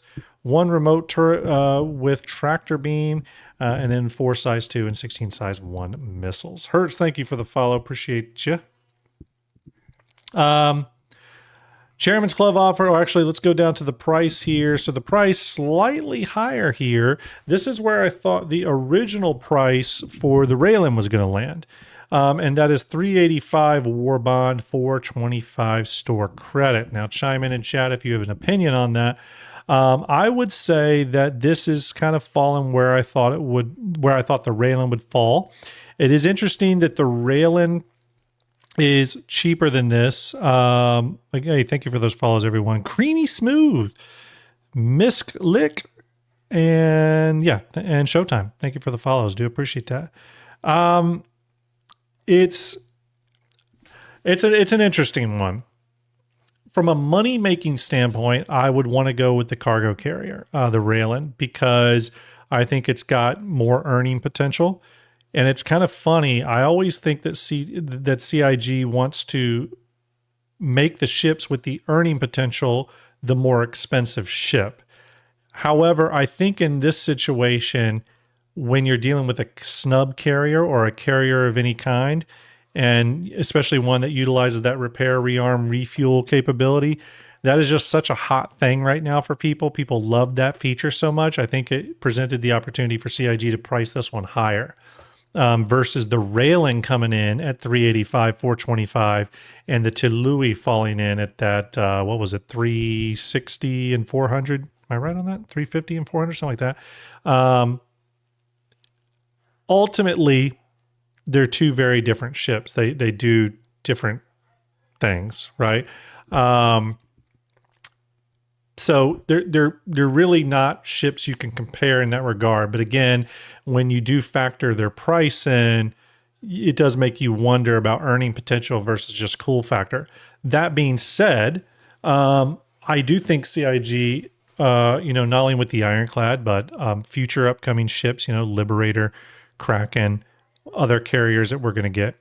I think that carrier capability, that repair, rearm, refuel capability, is going to start having real value, and CIG is going to price those ships accordingly. You know what I mean? Whether it's worth it to you, that is up to you, of course. But yeah, that's where it's sitting. Interesting that CIG called this a full-on carrier. Actually, is it listed? Let's see here. No, they call it a carrier, right? I thought they had it up here. It might be on the ship page. Let's go to the Tyilui Q&A. I actually have not read this one yet. I have not read the Q&A here. Ocean 911 says carrier tax. Maybe we are. Maybe we're seeing the beginning of carrier tax. That would be a new thing. Steak Guru Raider from Loken Plays, thanks for hanging out with us. Steak says, "Yep, they did call it a carrier." Okay, they did call it a carrier. I thought they did. I couldn't remember if they did or not, but I think they did. Oh, you're saying they did, so I appreciate that. Let's go through the Q&A. I might skip stupid questions. A lot of times these questions are stupid, so let's go through it. The Tyilui arrives alongside the Railen, introducing two Gattax ships at once. While they both share a similar interior and weapons, is the Tyilui a variant of the Railen, and what sets them apart? It says here they share some of the interior, mostly habitation level, but other levels have significant differences to benefit the differing roles of the two ships, especially the bottom level, by the way. There's a sort of a different layout. Externally, while on the front profile similar, the sides and rear of the Tyilui have changed to support the snub hanger, and as such is not a variant of the Railen, but is its own unique hull. And I can tell you, as a CG artist, someone who deals with 3D, that's not just marketing speak. I can tell you that the textures and the UV work done for one ship is not just going to work on the other one. Because of those different hull form factors, it doesn't work. Just from a CG 3D artist standpoint, I know there's other 3D artists in chat. You can chime in on this as well, but it just doesn't function. It does have to be a unique ship. So there you go. What kind of experience were you aiming to deliver with the Tyilui, and what feelings or moments are you most excited for players to experience when stepping aboard? This is just a vibe question, so we're going to sort of skip this one, but essentially, what were they aiming to deliver? They're aiming to deliver a snub hanger, a snub carrier. Again, this is one of those weird questions, Where does the Tyilui sit within the current ecosystem of ships, and what sets it apart from anything available so far? It's the first dedicated snub fighter carrier. While other ships do this indirectly, it's not their sole focus. The Tyilui packs the ability to carry 4 snub fighters, 96 SCU of cargo, and hangar services for compact package. I'm just going to say, though, chat, you correct me if I'm wrong. I get that they're calling this the first official snub fighter carrier, but I don't know if that's true. I mean, couldn't the Ironclad Assault, with the changes CIG made with it, the fact that they sold a pit bull alongside this thing, I don't know. I think the Ironclad Assault might be our first snub fighter carrier. Now, I would agree that this is our first alien snub fighter carrier. And by carrier, I mean a ship that carries more than one snub fighter. Because doesn't the Starlancer TAC just do one? But I think the Ironclad Assault is the first full-on snub carrier. I'm going to counter CIG there. If anyone from CIG is watching, I'm countering you on that one. Okay. Let's continue on. What can a solo pilot expect from the Tyilui, and how does that change with bigger crew? As a solo crewed ship, the Tyilui allows you to carry a selection of ships for use. Obviously, more players aboard allow for more opportunities to launch and utilize more ships. Again, it's kind of a stupid question, but okay. 4 snub pads give players serious flexibility. What can be stored there, and what does that mean for the Tyilui in action? It says here the Tylui's primary role is carrying snub fighters, such as the Fury series, Pitbull, and Merlin. This allows those ships to partake in battles well beyond their home location and add firepower to any encounter. Has anyone tested this? Can you put cargo on the pads? I know it doesn't have. It's not able to lock onto the grid, but can you set cargo there, and will it stay, or does it fall? I'm really curious about that. Has anyone tried that? Chime in chat if you tried it.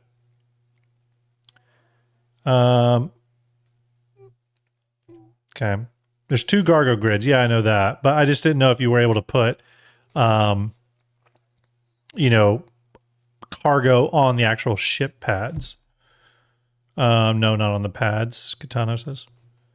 With pilot weapons, manned and remote turrets, missiles, and deployable snubs all in play, how do these layers come together in combat, and what does it mean for how the Tyilui handles a fight? Wide variety of offensive defensive weapons allow the Tyilui and its crew to both attack targets as a single unit or as a mini fleet. Yeah, duh, makes sense. Continuing on. Beyond transport, the Tyilui actively supports its snubs through repair, rearm, and refuel capabilities. What does sustaining those ships look like in practice, and how does the Tylui's cargo capacity support that role? Well, as with any other, repair, rearm, refuel services ship, it pulls those things from the cargo grid. This is something that CIG's talked about forever, so we knew that was a thing. How does the Tyilui handle, and what should players expect from its flight profile for a ship of its size and role? It says here it's a medium industrial ship, but also embodies certain characteristics of a heavy vehicle. It's designed to operate as both a cargo hauler and carrier of smaller vessels. Again, the funny thing with the Gattac Railen is it's really similar to what we got with the Ironclad. You're getting a cargo specific version, and then you're getting a cargo/carrier version in the Tyilui. So the Railen is to the Ironclad as the Tyilui is to the Ironclad Assault. So really kind of interesting, synergy there. This is fine. Thank you for that follow. Appreciate it. Says here the Tyilui stands out its lateral and vertical thrust profile, while its forward acceleration is closer to the heavy end of the archetype. I can tell you that too. I felt that when I was flying the ships that forward momentum felt a little sluggish, so I do think that probably falls, in that heavier category. Sting or Sten2G, thank you for the follow. But this does have consequences. As players should expect some oversteer. The result is a ship with an interesting personality. The mass and forward drive of heavy industrial, the maneuverability of a medium one, and the structural strength of something built for contested environments. So you are getting kind of a lot of interesting attributes there in the one ship. You know what I mean? Which I think is interesting. What kind of spaces and amenities can players expect on board? Again, you're getting the same type of stuff that you did from the Railen. The zero gravity core and walking walls inside a spaceship are not something players have experienced before. What drove what drove that decision? What can players expect when they step inside? Says this is something they spend a lot of time on. If you watch the Squadron 42 vertical slice, by the way, we've seen this tech before, though. This is not the first time we've seen this tech. Allows players to walk around the room. Main benefit of this is allows players to have lots of surface area while also keeping the space open to allow easier access for any snub ships stationed within. Again, we've talked about that use of space. Last but not least, says here the Tyilui reflects both Gattac's design philosophy and its place within Xi'an culture. How did those influences shape the ship, and what does it say about Gattac as a manufacturer going forward? They talk a little bit about that in the Railen video as well. And they talk about some of the material usage, the fact that they can kind of grow their ships. They talk about Gattac ships giving a sense of calm here. We see that reflected in some of the aesthetics of the interior of the ships. They're not too shy about that. It says here, there's an interesting point. The Xi'an maintain their language throughout the ship, and there are very few human translations except for the most critical of information and systems. Yeah, you'll notice that when you're inside, which is kind of a cool thing, also slightly annoying, but kind of cool. It would be cool if you could if certain suits of armor, like certain helmets, had translation modules in there that could translate some of that stuff. That'd be a cool ambassadorial type armor set CIG could sell in the future. I got free ideas for you, CIG. Execute if you want to jump in, that is fine. I'm going to switch over in game here and take a look at the ships in game. If I can log in here, I'm going to try it. Let's see if I can make that happen. Everyone, I'm going to try to log in. We'll check out the ships. I'm getting these 60K error, but I'm going to try a few things that were working earlier to get in. So we will try it. All right, I'm in queue. Okay, I'm in queue. We'll see if this works. The queue's got to check down. I'm on 60 in queue. Happy Merch says it's a dumpster fire. right now. Okay, good. It's a dumpster fire. That's good to know. I'm going to really quick here remind everyone we have a merch store. Okay, we do have a merch store.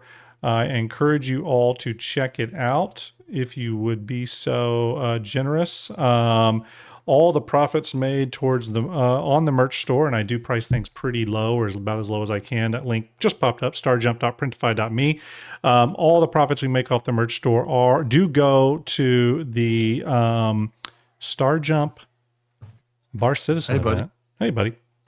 Which I will have news on very, very, very, very, very, very, very soon. Execute, how are you, buddy? Oh, I'm a bit tired. I had to get up at 4 fucking a.m. 3. No, was it? Yeah, 2 a.m. I had to get up. This is what. And then they made me wait for an hour for no reason. This is what Alien. Yeah, this is what Alien Week does to you. It tires you out. Yeah, I feel like I've been snatched and probed, and I have and yeah. Oh, I've got to show you a photo after I said that. You don't have to show. Don't show this to the stream. But this is what Piss Poor Pete sent me as soon as he saw the Railen. You'll have a chuckle, and then maybe you can show. I think CIG beat you to it though. They already did the reclaimer joke, so I don't know if you can. I don't know if you can beat that one. Oh, all right. Have a look at this one. This is what Pete did after I sent him the photo. Okay. You can't unsee it. What you said. Just be warned. Once you see it, you can't unsee it. I actually saw this one. I did see this one. Well, Pete made that, and I put it in my Infrunners channel, and then it's obviously gone from there. So yeah. Well, look, hey, I've seen a number of jokes about the Tyilui and its rear backside. But what do you think? What do you think of these? I hate the Railen ships because as an Australian, we shorten everything. Okay. And they're all 3 syllables, so they're too long for us. Too long for? Oh yeah. Yeah, so like it's the Tyilui, or something like that. It'll end up being called for us. But like I initially just started calling it the Lilu because of the chick from Fifth Element. Yeah, I heard you say that, and I actually really liked that, and started calling it the Lilu, which messed me up, and then I couldn't pronounce the real name. So it's Tyilui. So it's no. I had some tea, I had a cup of tea. I need to go to the loo, and I need to do a wee. Yeah. And that's how you do it. I mean, it couldn't be more easy. Wee. Tyilui. By the way, everyone, I am going to jump in, or trying to jump in game here. I'm through the queue. We'll see if we can check them out in game. Yeah. And it looks like we can. So I kept getting 60k errors. So, I was too, but the way I get past it is just switch regions, and it will let you in. But I got in really early, and I got to look at both of them. Cool. All right, let's.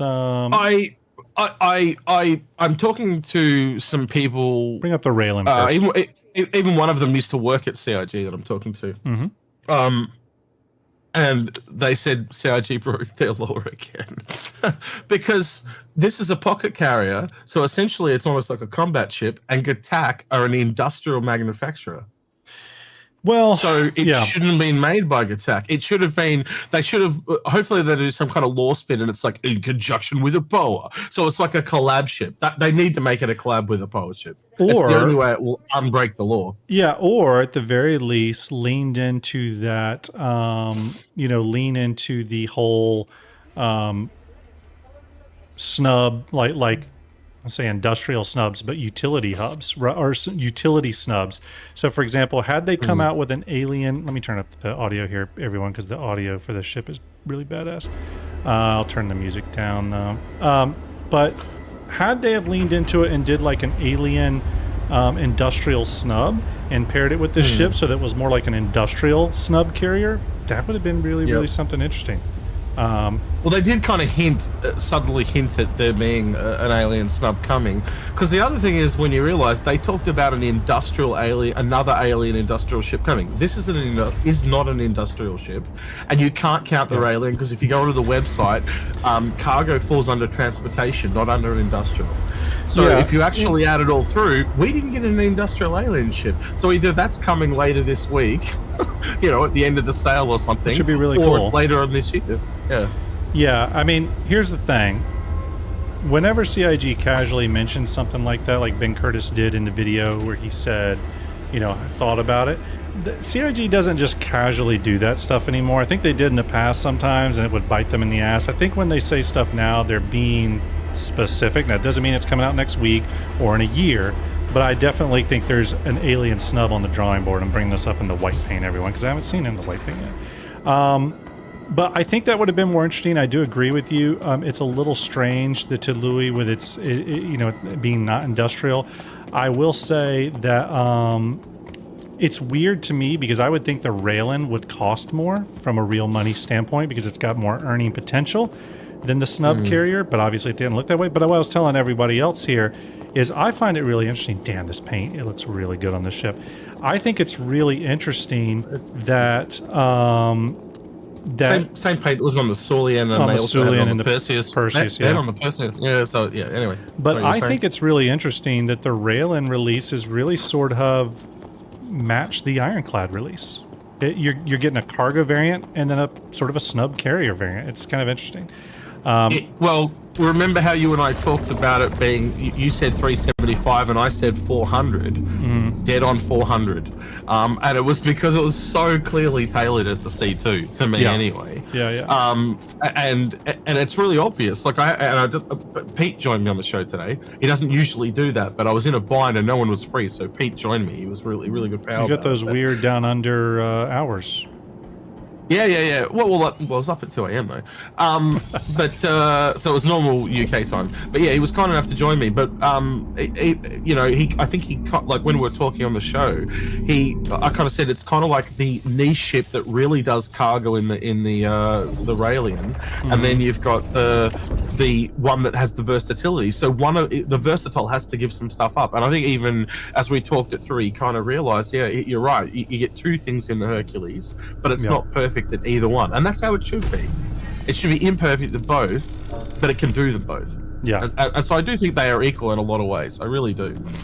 By the way, CIG, as we're sort of touring the inside of this, one thing I'll say that is just incredible is some of the sounds here. If you get a chance to check the ship out in game, really nailed the sounds. And one other really cool thing is they have all these windows and stuff that look up into the floors above, so you do really get that verticality that they mentioned. You could add the audio in OBS and then people could hear you. Funny that. Yeah.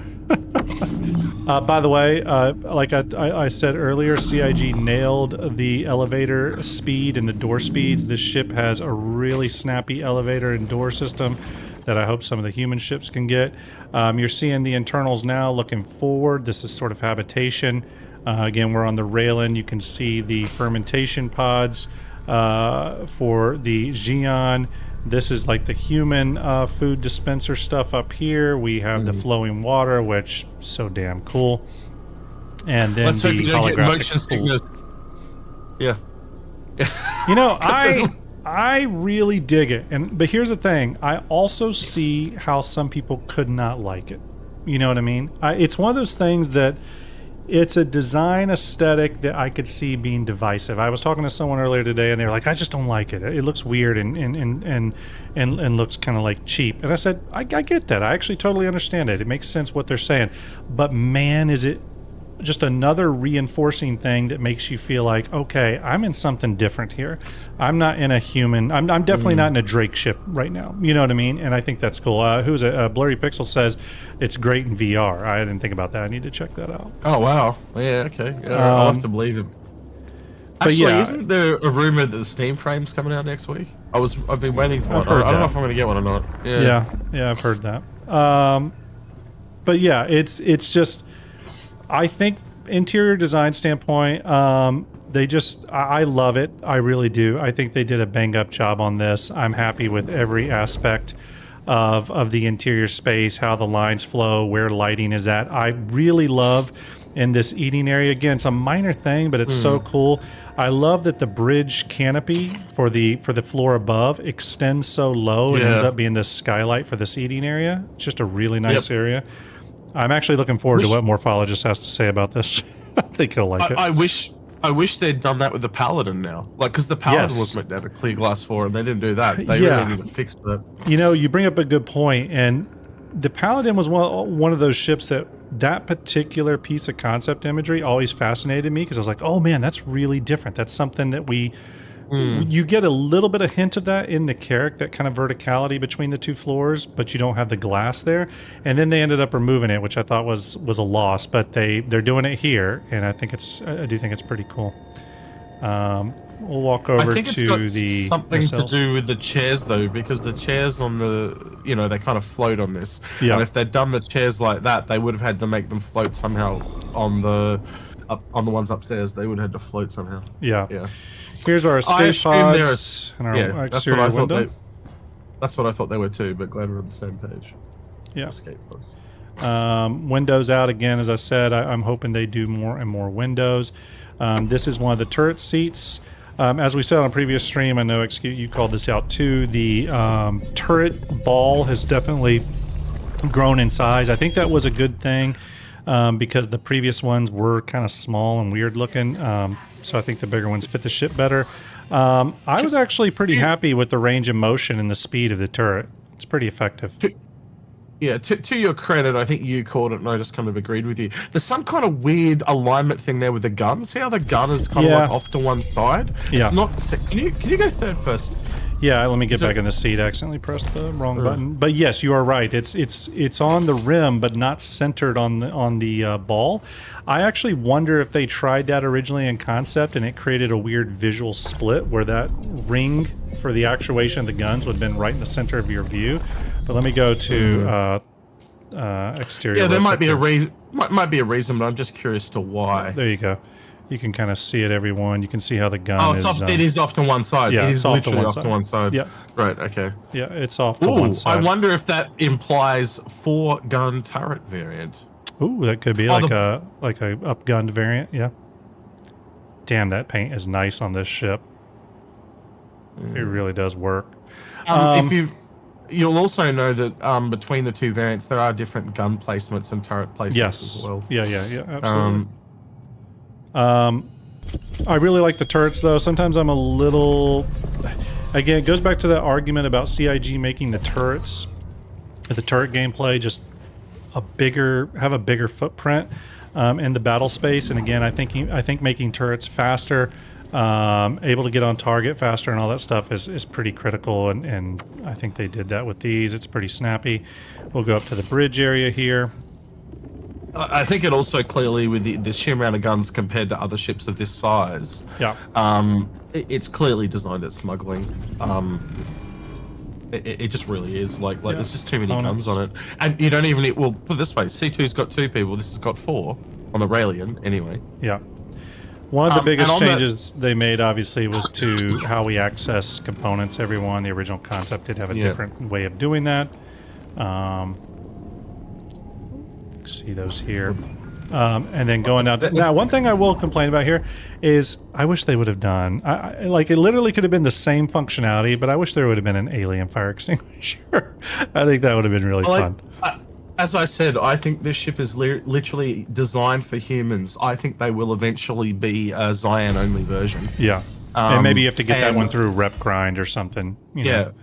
But one of the things I'm noticing across the board, they are making ships faster and simpler. So basically, rather than making a special system for the components, they just put them on the wall like they do it on everything else. You'll also notice that this room does not exist on the Tyilui. Yes, you're right. That's like the back armory and exterior, and there's some significant changes on the bottom floor. Heading out to the bridge here. Really cool bridge area. I think they I don't know. I think sometimes they got the 4 seats up here. Sometimes I wonder if when they have like little areas like this, there's part of me that wishes like there was a smaller version of the hollow globe that's on large and capital ships that like could go in some of these medium ships that, like, if you have the space, they could have fit one in here. Maybe it doesn't have near the functionality that the big ones will have, in 1.0 or whatever, but I don't know, it just could be a cool use of space.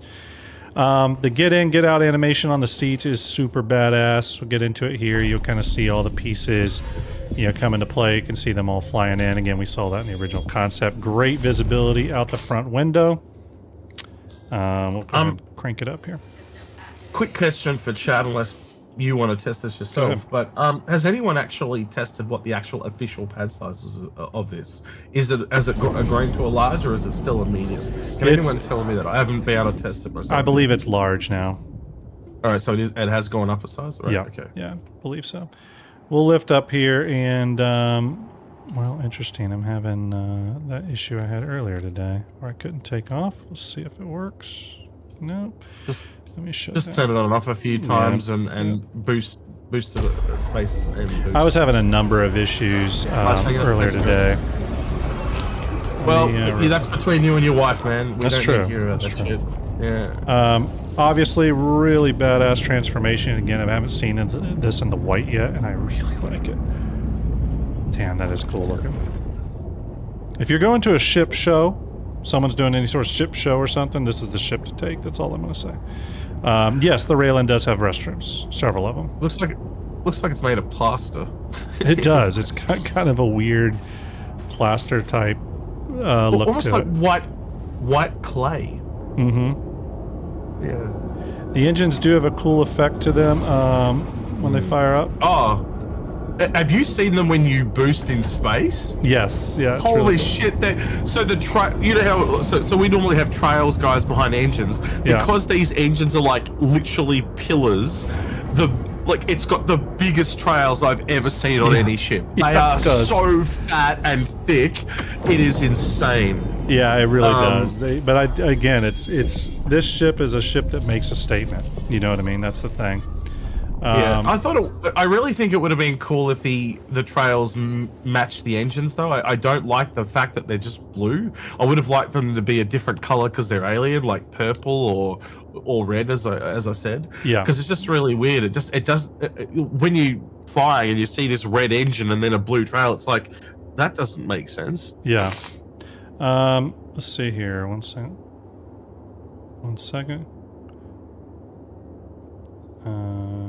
Sorry, wife message. Alright, okay, almost done. Okay, let's go ahead and go back downstairs and let's pull up the Tyilui. Or the Lilu. I actually think I'm adopting the Lilu name. I like that, and I like Fifth Element, so. I'm kind of going back on creating it now. Here's what I will say, and I don't know. First off, again, as I said, everyone, this ship has one of the coolest entry animations ever. Imagine someone sitting out in front of this ship. You said, yeah, message from the boss guardian, exactly. Imagine someone sitting outside this ship. You just landed, and you're like, I'm coming out, and then this door opens up, and this panel floats you down. It's just really, really slick. I watched someone get out of one of these today, and it was just a really, really cool animation. I didn't realize it would hit me that hard, but it did. It has a real vibe to it. All right, we'll bring up the Tyilui now. So let's go over here, and then we'll get to some questions, everyone, once I can get that window up. I actually have a very small gripe about the ship. I don't like how it's got two elevators. If they designed it better, they could have just had one shaft all the way down from the ground. It is in the concept like that, so they have made it like the concept, but it is just a small annoyance to have to take one elevator, take 4 steps, and then take another elevator. From like the entry elevator to the... Gotcha. Yeah, it's a very small gripe, but you know, in a high-tech ship like that, they would have refined it to have just one elevator shaft. Yeah, I can see that. We'll bring up the concierge paint on this next one, everyone. Yeah, I can see that. It's just sort of like an extra step, but overall, still and you know, we were talking about differences between this and the Hull B and other ships the other day. Obviously, the Hull B is much easier to get in and out of, for sure. But I will say that this one is not like difficult to traverse, not difficult to get in and out of with that central elevator and how fast it is, kind of getting you through the ship and then you're right out. Not too bad. Especially, I mean, I expected it to be a little bit more cumbersome because it's this ship that has all this verticality. But I think for a ship with that sort of configuration, I think they struck a nice balance with that being able to get in and out pretty quick. So, all right, we'll bring up the Tyilui now. Put this one into concierge paints. While this is coming up, I will pop a few questions here. Cody Fox's question: cool as the Tyilui is, it doesn't feel like it has realistic use case because snubs are so bad. Do you think it might just be homework for new devs who might be building larger ship hangars of the future? I'm guessing you mean larger alien ship hangars. I don't know. I don't know if this was like an onboarding thing. A part of me wonders if they were just putting all this work and effort into the Railen and they said, hey, we put all this work and effort into it, let's do a variant of it. It's a part of their tech pool, so you have to think, like, how are we going to different and make their ships more aliens? Well, that's what design's meant to be. If you look at the Railen, it was meant to have this special cargo loading system that they completely removed, right? So now it feels more like every other human ship, right? Yeah. But by having that anti-gravity tech, right, you can kind of look at it and go, oh, well, this really separates it. Part of that sort of homogenization I was talking about on my stream the other day. And what I mean by that, everyone, is that they're trying to take some unique functionality that existed between manufacturers or different things like that, and they're sort of just pulling them a little bit closer to each other.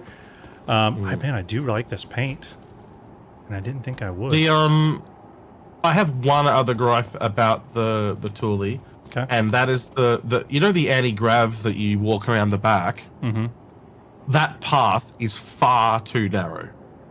It is a little narrow. I would agree with you on that. It's kind of like a one-person sort of thing. But there are 4 snubs in that room. It needs to be at least 2 people wide. It needs to be doubled the width of what it is now. I think that's a valid criticism. I would agree with that. It's a little tight, a little narrow. And when you're dealing with not only a tight and narrow space, but a tight and narrow space that starts flipping you on your axis, it starts to get a little discombobulating. And, I would agree with that. And there are gaps either side of it. Like, they could have easily made it wider and compromised the you know, there's a little bit of, it just feels really awkward because if you fall off that thing, you instantly like fall into something. Yeah. And one of the things someone said to me is, I can't jump between pads. I want to be able to jump between pads. Which would be funny if you think about it. Yeah. Yeah. I do think the exterior of this ship is very attractive. Yeah, looks good. Okay, let's journey inside the Tyilui. Don't let your wife hear that. That's true. That's true. She passed out. She went to bed. Braca says the golden starfish. Kabayaki sauce, thank you for the follow. Do appreciate it. I probably missed a few follows. I'll call those out, everyone. Elevator access right here on this leg for those that were curious. So what's your favorite skin so far? Of ones you looked at? You know, funny enough, on the Railen, it's the factory skin. I think it looks really well. Actually, it's either between the factory skin and the white skin, but I'd probably give it to the factory skin. I just think they leaned into the concept imagery a lot, and it looks really cool. It's striking. For this ship, did you try your rare one, that the Hakatan or whatever the hell it was called, the one that's basically the black version of the factory? I haven't tried all the skins yet, but. So yeah, I think I've got auxiliary lighting on right now, but you can see that above head cave moss kind of stuff. Let me see if I can switch the lights. Isn't it? I forget where it's at. You got to press bottom left switch on the triangle. Is it this one? It's one of these. No, it's the one over next to the other doors. Right here. No, the other door. So the other doors. As you go, yeah. So they're usually on a door out of the room. So. Oh, okay. Maybe this one? Nope, that's just that. No, maybe. Oh, yeah, maybe here. That one? Yep. Bottom left. Bottom left. Okay. Yeah, it's the bottom left one. Light's not changing. It doesn't always work though. Oh, light just changed.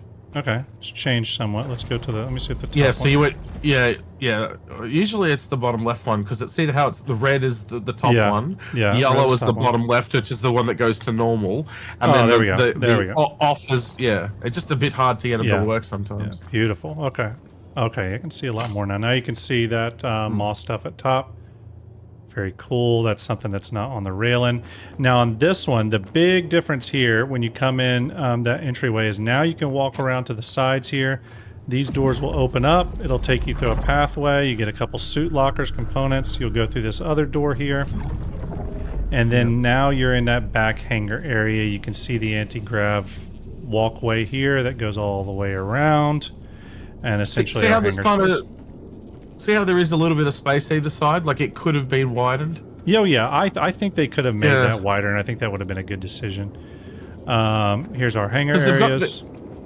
They've got these like little platforms on the top of every stairs. Well, you could have just removed that and widened the whole walkway. Personally, I would have preferred a wider walkway until.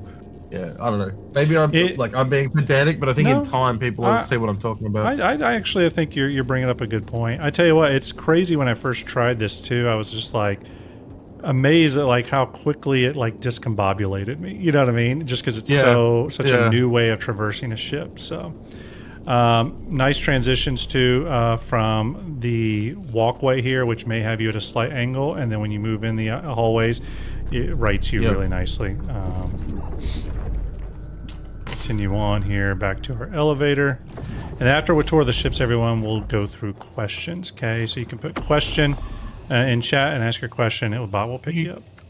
You could very quickly see how that tech could be used to walk on the exterior of ships, by the way.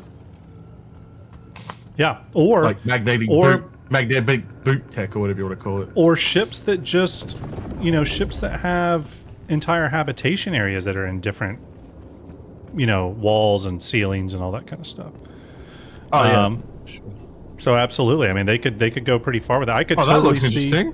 What's that? Look at the in the yellow. The water in the yellow actually looks. I know, it looks kind of cool, right? Almost kind of lava-like. That's no, it's human piss. Can't you tell? Or human piss. The toilet's just sprung a leak. It's the Gattac.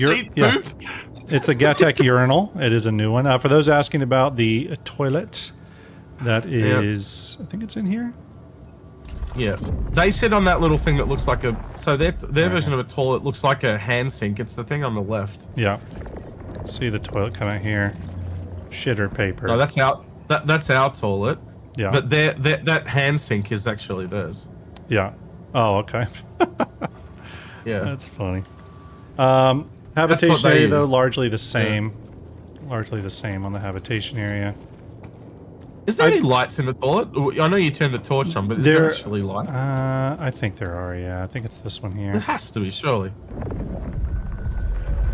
What does this one do? That one sinks things in. Oh, I think it's just because we're on the emergency lighting. Where is okay. Yeah. But yeah, habitation, mostly the same. We'll go up to the bridge area. I do love when you walk on this, the lighting lights up. That's pretty slick. Citizen Kilroy says no grav toilet. Yeah, you're right. Yeah, you're right. We do need grav toilet. We do need a grav toilet. They just suck it directly out of your butt. Yeah. Obviously, you can't get back to any armory now. That is taken up by the hangar. Okay, so that's that difference there. Execute point out. Again, additional components. And then leading to the bridge, obviously the same as well on the bridge. So no big difference there. I will get in one of the seats here just so we can go to proper external view and just orbit around the ship really quick.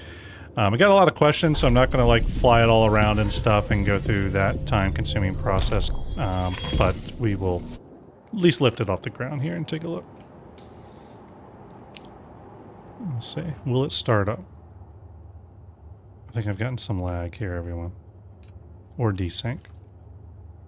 Yep, I can't start it. Thank you, server. But yeah, I mean, I was surprised by this variant. I will say that was a surprise. Let me pop up here. We're going to go to some questions. Bear with me here, everyone. It makes it really hard to detect ships when they keep breaking their own law, though. And this is a breaking of the law again. But yeah. Yeah. I mean, I do think they're just, I think they are, I won't say committed, the wrong word, but they're definitely leaning into just sort of, okay, there's the lore, and then there's what the ship teams and whoever helps decide what ships are going to be made, the stuff they want to do. And I think where we're sort of looking at it as a like, okay, the ship teams and the other stakeholders need to, adhere to the lore. I think they're looking at it more as we're going to do what we want to do, and lore needs to change and adhere to us during this alpha phase. Now, hopefully, they don't do a lot of that when we get to 1.0 because we don't want lore changing all the time. But I'm assuming in this phase, that's what they're kind of leaning into. That said, though, right? They have made some changes that are astronomical, like really, really big ones. That have look at what happened with Crusader.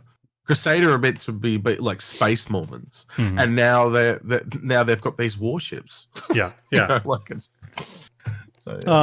hit some questions here. You can help me with these. Gin and Tonic says, question, do you think when they were developing the Xi'an language, they consider whether or not words can be pronounced without lips?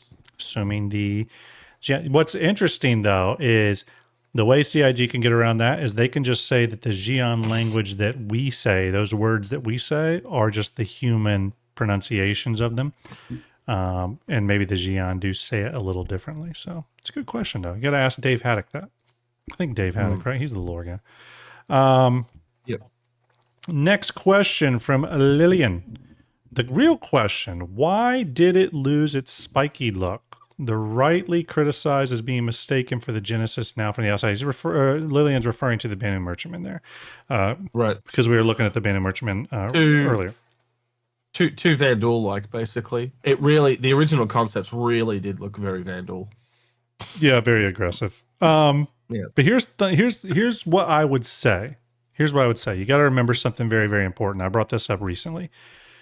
When they were working on the Merchantman, not only in its concept period, and I don't know who was involved at the concept period, but when it went into production, a few years back, the art director was Paul Jones. He was directing that effort. So now we have a new art director, Ben Curtis. I have no doubt he's going to want to put his own spin on it. Even if they're not changing everything to not lose all the work was done, I do think there will be some new design elements added to the ship. So they could add some of that spikiness back. It's very possible. By the way, I just talked to Paul Jones the other day. Paul, hope you're doing well if you're watching it, buddy. VG says, question, considering how the Railen got knocked out of the park, an absolutely excellent and very complex ship delivered functional, why not do the BMM now? Obviously, they have the skills. Well, I think I think they're still going to do it. I think John Cruz, when he said that it might go into pre-production into this year, I think so. Execute, I was saying earlier, I'd be curious what your thoughts are on this. If it goes into pre-production into this year, then goes into active production, let's say January 2027, okay? Let's say they're working on it. Banu Merchantman, big as it is, easily going to be a 16 to 18 month long ship. That lines up with Alien Week 2028. I'm just saying it could happen. I mean, obviously we're speculating wildly, but it could happen. I think there's some people would argue, well, they'll never release a ship that big and important during Alien Week, but I think CIG is starting to recognize that IAE and CitizenCon are not the only big sale events now. I mean, Invictus DefenseCon, I think, has even overtaken it to some degree, and I think they're going to want to spread out those sale opportunities more and more through the year, personally. Yeah, it does build hype. You're not wrong. My only kind of obviously there's a lot of positive reasons why I can bring it out. The only negative reason I can think of is we don't have ship gameplay yet.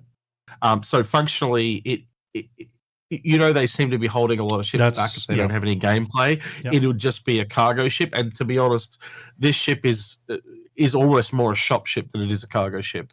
You got 10 ships on there. So you're really going to want to have ships functional, and I would assume shops wouldn't be far behind base building. Let's be honest. Let me ask you this, because I think you bring up probably the most important point there, is that the gameplay is not there in terms of the marketplace NPC driven store gameplay. Because you got to remember, everyone, it's very possible we get player stores sooner, and probably will get them sooner, because that just relies on crafting and maglock stuff, the decor, some stuff like that we know is coming. You got to remember, the Merchantman and the Privateer are NPC driven stores. It's different. It is different. And let me ask you this though, X, do you think that they would lean into a variant of the Merchantman? I mean, the weird thing with it is though, and I think you would agree with me here, is it wouldn't be able to be called the Merchantman. It'd have to be a true variant that has a different name because the Merchantman is a merchant ship, right? So with everything we've seen, I think it's a foregone conclusion. Yeah, I really do. You know, realistically, if you let's look at the two ships we got today. Basically exactly the same in the front half as in the looks. I'm talking the exterior here, exactly the same. Then the back part of it changes, but then also when you go inside, there are inside changes to both of them. Yeah. Right? Yeah. So they're basically, because they've got these kits now, or they're building the kits, they can essentially like mock up two variants that share pieces from the get-go. They are fundamentally essentially building two, and they are making compromises to some of the original ships. The Hermes, the Apollo, this went up in cargo crew count as an example, in cargo count. They are making some small compromises to pull them off, right? But it's working smarter, not harder. So if you and when you already have a ship that people like the look of, to turn around and kind of essentially steal that look and then make it appeal to a completely different market. Let's be honest, a snub pocket carrier is very popular, and it's completely different to a cargo ship. In fact, it breaks the law, but that's beside the point I'm trying to make here. The point I'm trying to make is essentially we now have an established pattern. Yeah. And the pattern's been like pushing it more and more every ship over the last 2 or 3 years. Yeah. We went from really shitty variants to kind of like, let's be honest, it's kind of a cool variant we got today. Yeah. You know? Yeah. Yeah. And yeah, I would agree with that. I think the big question with the Merchantman is if there was going to be this variant of it, obviously it could have some exterior changes and some major interior changes. And I'm one of those people that does think with capital ships especially, I'm okay with a variant or two, simply because there's so much work and effort that goes into them from the ship team side of things that you might as well open it up to the maximum possible players in terms of like the gameplay loops they want to access and stuff. So the question becomes, what would like a Banu Merchantman variant be? And for me,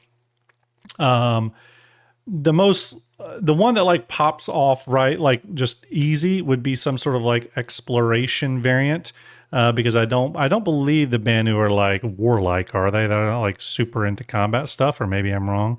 I mean, I know we have the Banu Defender and stuff like that, but it's called the Defender. It's not like it's called the it's not like an offensive name. So I mean, are they an offensive combat race, or do they? Again, they can break their own law and do whatever they want. You're right. So yeah.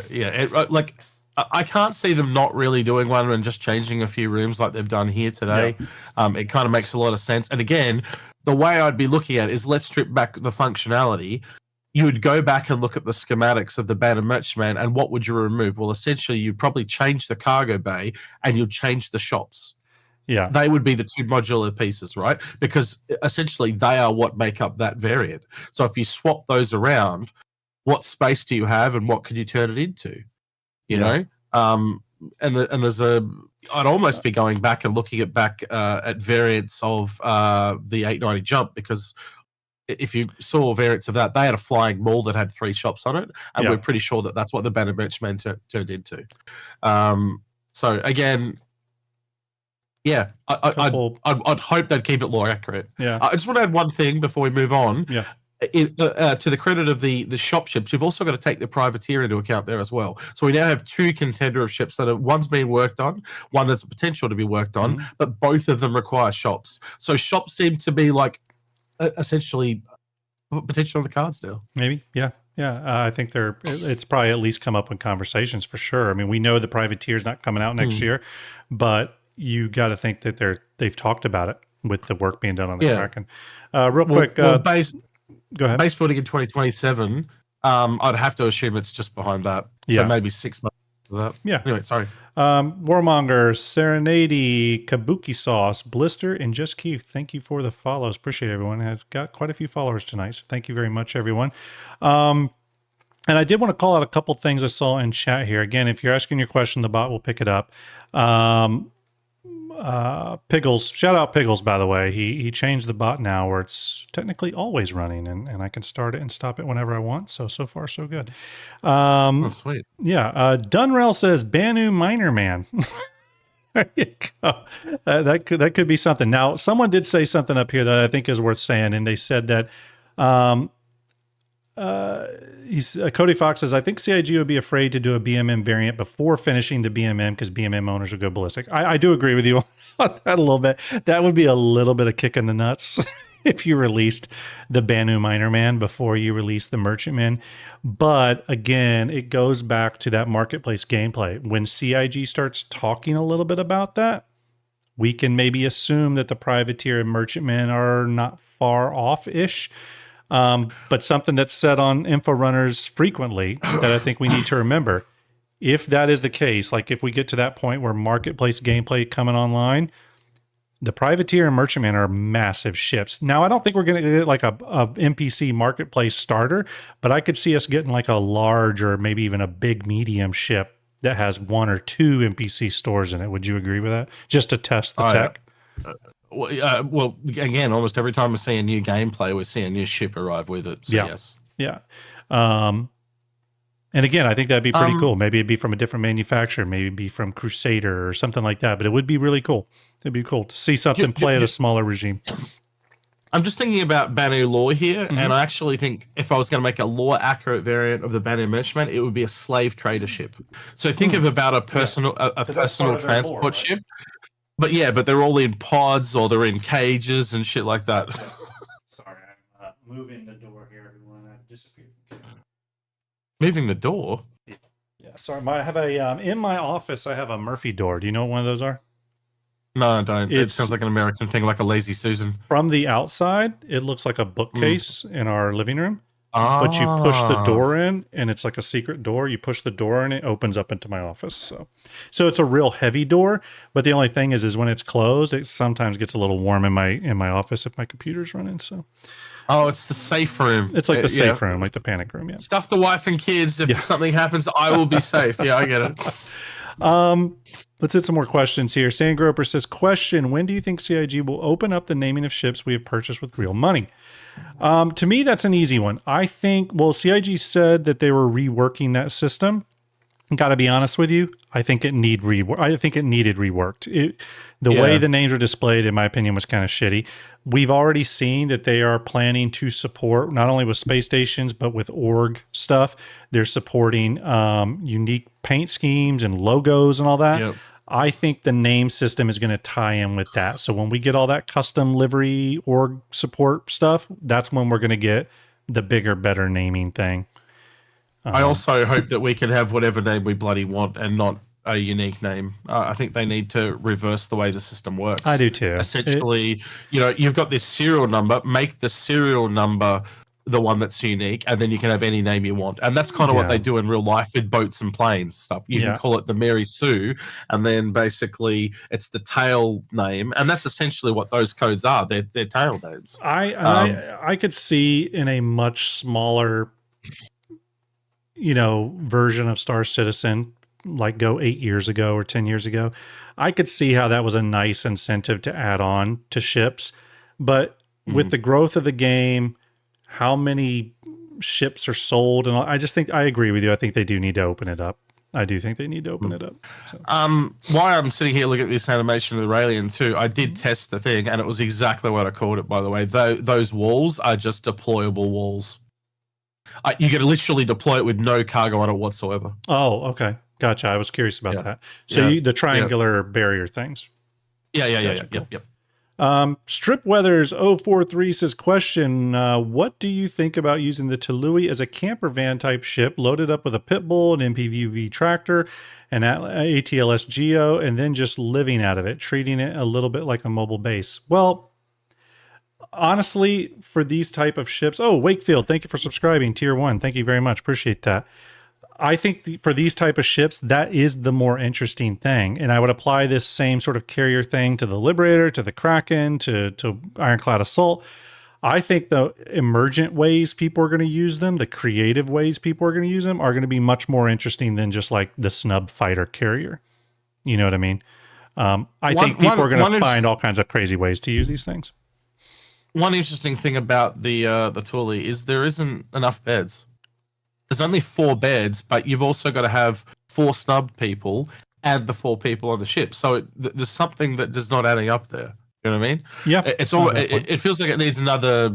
It almost feels like it could use 8 to 9 beds because you've got essentially 4 snub people and then the 8 beds.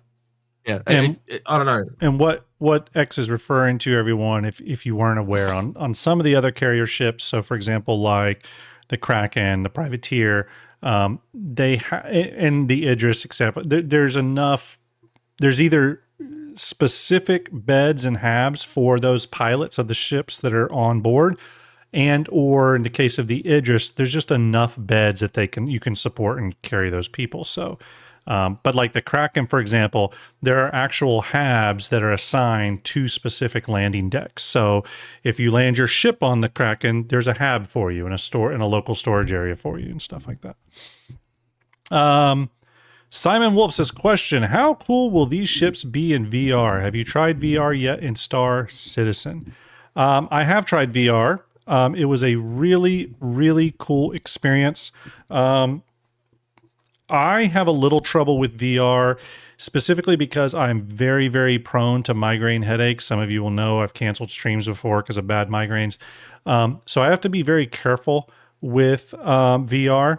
I'm really waiting for, I think it's Meta's coming out with a new one next year that's going to have most of the processing on a separate piece that's connected via cord so that the headset's super light. Some of you VR fans will know what I'm talking about. That's probably what interests me, because when I do VR, I'm not going to be like walking around doing flips and stuff. I'm just going to be sitting down. So if I can have a much lighter headset and have all the processing for the headset done on the little exterior box, that's sort of what I'm targeting. I have been in Discords though, where Sylvan from CIG have jumped on, and I love the passion around VR with him. Haven't you seen the Steam frame that can use your PC to do the processing, and it transfers it wirelessly to the Steam frame? Yeah, I've looked at it. I didn't go super deep into it, but I thought maybe the Steam frame is the one I'm thinking about. But yeah, it's cool. I mean, that's probably more my jam. But I'll tell you this. I didn't check out a lot of ships in VR, but I did load up what was the ship I loaded? Oh, a Corsair. And I got to say, it was so cool because it really was like experiencing the ship for the first time. First off, Drake ships look awesome as hell in VR because of all the like parallax and stuff they've got going on in the internals. But also, it was really interesting because some aspects of the ship felt bigger, some felt smaller to me. It was a really weird perception thing that like messed with my head. But what was cool about it was like you were experiencing the game for the first time again. You know what I mean? Which is always fun. So, go ahead. No. I had something and I've forgotten it, so it kind of been important. If it comes back to me, I'll let you know. All right. Going to the next question here. MTC Kaysen says, what's the usefulness of a snub carrier? Or he questions it. Look, I think we're all questioning it to some degree. But again, I go back to my earlier statement. I think people are going to use these type of ships in creative ways. And I think that's where you're going to see some cool stuff happen. So, I said in my video earlier today, I don't think it's a proven thing. Like, especially when you know there's drones and attack drones is something they've talked about. Why would I want to put 4 pilots in harm's way inside the actual ships when I can just take a drone? And even if the drone is not as powerful, when the drone gets destroyed, I'm already safely on my ship, and I probably have another drone that I can instantly deploy. So it really comes, because again, once you're already that weak, how much, even if you go half as weak again and it's in a drone, see what I'm trying to say? Like, because there's not a lot of advantage of those ships. The only real advantage is to swarm mentality and keep the shields down on a bigger ship. But I can do that with a drone too. So I don't think they're proven. Real quick, I just realized too, as I put up this playlist here of ship commercials, we didn't get a Railen commercial. We got the behind the ships. We didn't get a Railen or a Tyilui commercial, which I think is unfortunate. They could have did one commercial with both ships, and I think that would have been pretty cool. But it is what it is. Dillman94 says, question, shouldn't Tyilui have a crafting machine to service the snubs? That's a fair question. It's a fair question. I think a small crafting machine like from the Clipper would have been appropriate if you can craft those really small components to service those snub ships. I think would have not been the worst thing in the world. I don't know, XQ, what do you think about that? I didn't hear the question. Possible, sorry. like a small crafting machine in the Tyilui to service the snubs? Like, should it have had one, you think? Again, they're snubs, repair tools, hand that's tools. true. That's the vibe they're going for. That they're snubs, you know? Yeah, that's true. That's true. Magwill says, question, as a Kraken captain, and you put captain with a K. I appreciate you, Mag. Make sure you go to that merch store. Get yourself a Crapton. I just said Crapton captain. Get yourself a captain. Here it is. Let me pop up the mug. A Kraken captain. He's a Kraken captain. Yeah, there you go. Get you a Kraken captain mug there on the STARJUMP merch store. Let me read the question. I reckon that would be a really good merch mug. Just you as a cartoon taking a crap from behind on my mug, and it says Kraken Captain. Yeah, I'd buy that. Yeah, exactly. That's an Aussie mug. Yeah. But essentially says, as a Kraken captain, in your opinion, what value would there be in having a Tyilui and or Liberator in your fleet? Well, look, I look at it like this. Especially when you have a ship. I would take this with cargo. Let's use cargo as a descriptor for this question, which is, okay, you have a whole E. Why own anything else, right? You have the big one. Yeah. I think that you almost have to remove yourself from this idea, and maybe you're not thinking this. I'm speculating, but some people are going to look at that. Well, okay, the bigger ship means you've won the game. So when you get to the biggest ship, okay, you're now peaked. But I think Star Citizen has to be looked at differently. There's regimes of gameplay loops, and you just have to decide which one you're playing in that night. You might want to do solo cargo. You might want to do group cargo. You might want to do interstellar, industrial, like big scale. There's going to be all those different, and it's not like one of them is the winning version of that. They're just depending on what you have, what you're capable of doing that night. So I think in terms of the Kraken is that end game carrier, repair, rearm, refuel services ship. It's the end game version of that. Large cargo, large carry capacity.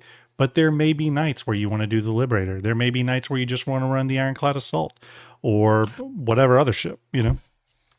I look at it a little differently. Now I've had more time to reflect on the Tyilui and the Railen. I actually, like, the Railen's clearly targeted smuggling, but when you start to look into other means for this ship and how do you actually go about getting the cargo as a smuggler, you quickly look at the Tyilui and go, well, the pair of these would be great for pirating. You go out, you swarm attack a ship, mainly with the Tyilui, but the Railen's there for support. Then you load up the Railen with your ill-gotten gains. And you get out of it. The pair of them work really well together if you think it through. Yeah. But it is a piracy thing. So I'm starting to look at this iron in a whole new light all of a sudden. Yeah. So yeah, it's high tech, high piracy. All right, we're gonna rapid fire some questions because we got quite a few questions. Genitox says, speaking of cool factor, what do you think of the ship team ignoring the lore of G'tak being limited to industrial? Execute just talked about that, so we won't reiterate that one. But yeah, I mean, obviously they're looking at the lore adhering to them and making changes in the lore to keep up with decisions they make on the gameplay side. Socially Confused says, question, can the hangar be open from the outside? Ooh, that's a good question. I don't know. Did anyone try that? We will have to test that, yes. Yeah, I didn't try that, actually. That's a very good question. I didn't see any obvious button or anything, but that doesn't mean it wasn't there. Hook Tier 2005 says, question, would you call the Ironclad a dedicated snub carrier, or would you say this G'tak ship is the first dedicated snub carrier? I think the Ironclad's Assault is the first dedicated snub carrier. I hear what CIG's saying, but I disagree. They made the they made I keep kind of call it the wasp after that because he even said like wasps. The pit bull, they made that thing for the assault. They did. Let's be honest. It was like, oh, how are we going to sell this assault? Well, Well, all right, let's make a snub. Well, and it goes back to some of those conversations we had before DefenseCon, where we thought the pit bull might be a ground vehicle that competes with the Nova or something because it would be the natural pairing. But they went the other way. You know, there was a whole bunch of things. Because again, I think it was the last thing we were kind of expecting was a snub. Like it just, you know. Natural Chaos and Van Gogh Fox, thank you for the follows, appreciate it. Moving along, question: would you? Oh, we got that one. Sorry. Next question from Ruger Bloodmoon here says, do you think the Sulin will fit inside the Tyilui? I don't know. I have to try that out. That's going to be a try-in game thing. I don't have a Sulin though, so no, there's no way. No way. I doubt it. The Sulin's a little bigger than you think, actually. Have you not seen the video where they're literally taking the piss out of all you dumb fucks? Like that's what. If you don't know how CIG work, they take the piss out of everyone, and that's what they're doing. They literally try to put a Polaris up its ass, right? Like it fits snubs. That's it. Nothing else. Won't fit an Aurora. Won't fit. You know, maybe you'll fit like a. I think the only one I could think you could possibly get in there is a Pisces, but it won't land. Yeah. You know, like the smallest ship above, and that'd be it. Yeah. I am kind of curious to see what all will cram in there. The one thing that I've never seen anyone talking about that I thought was really obvious is why aren't you trying to put dragonflies in this thing? If you can get 3 dragonflies on a pad, like that thing is the ultimate swarm vessel all of a sudden. Yeah. Okay. Let's see here. Going through a few more here. By the way, everyone, we're about probably 15 minutes from doing the Railen drawing. Okay. Ruslan Levchenko says, guys, I have a tricky question. How can I make light inside this ship using improvised means? You're probably assuming it's too dark. Look for those light switches. They are there. Rub the sticks together. And just they work. Get 2 sticks and rub them together. Yeah. They just default to the dark scheme. So, Hook2005 says, question, where is engineering in these Gattac ships? Assume he's meaning the panels. That's a great question. I didn't see an engineering panel. I didn't see one either now he mentions it. Oh. Unless we just haven't seen it in the ship. Yeah. That's a great question. And it makes me wonder if there's not one here, and maybe it's hidden behind the panels. Someone says top deck, I believe. It's behind a wall panel. Attack Cat says it's behind a panel. That's what I was thinking, that they probably hid it. Grand Nismo says the engineering panel is behind one of the panels in the top level. Okay, there you go. There you go. Yeah. Okay. But that's a good question, though. That was a good question.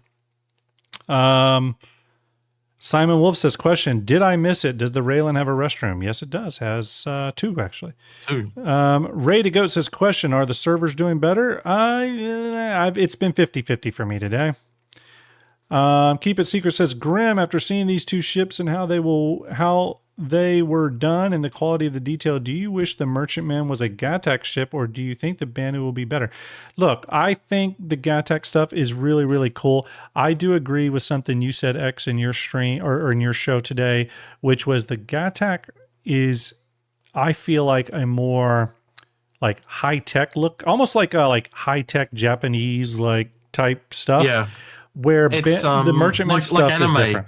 Yeah, like anime. You know, in anime, like yep. You know, like the Gundam in anime and stuff like that. Yep. Like, yeah, that's how I see them. Yeah, is the Banu Merchantman's a different, more flowing thing. I think it's going to have a different aesthetic. I do think it's going to be really cool.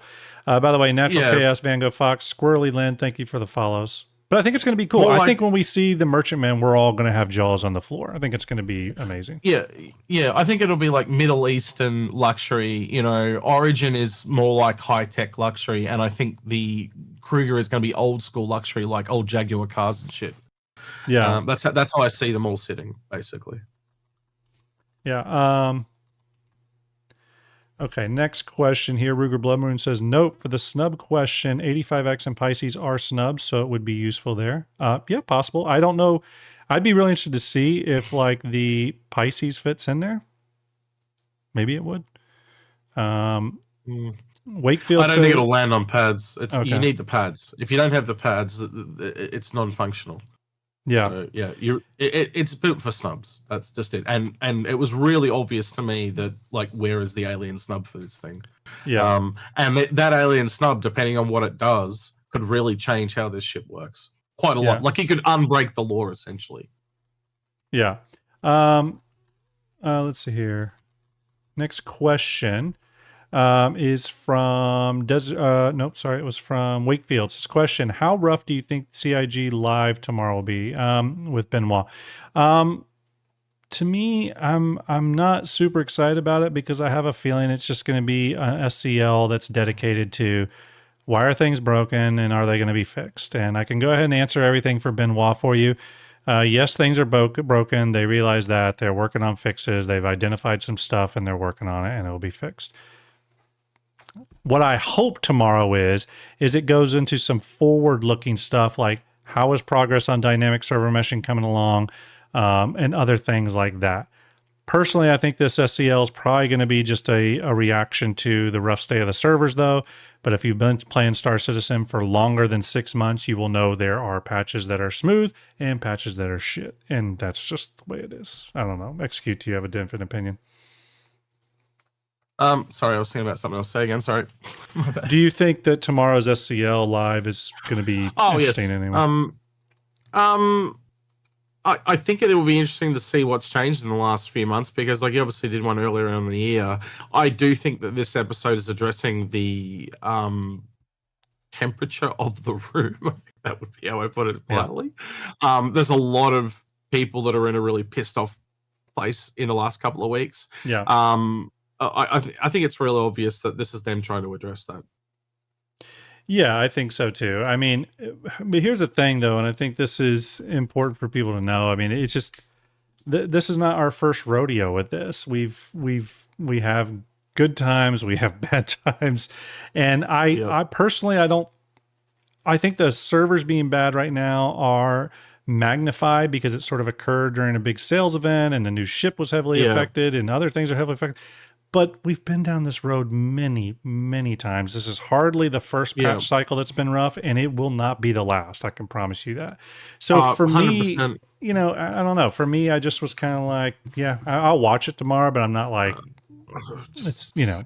It's the other way I look at it is if they've got to take people off SC to put onto Squadron just to get that shit out the door, so be it. And also, you know, like the sooner we get Squadron out, the sooner we can actually start working on Star Citizen in earnest. So, I think we'll all agree Squadron's become a little bit long in the tooth now. Mm-hmm. You know, it would have been nice to get it out a couple of years ago. We did have to go through several world crises and stuff like that.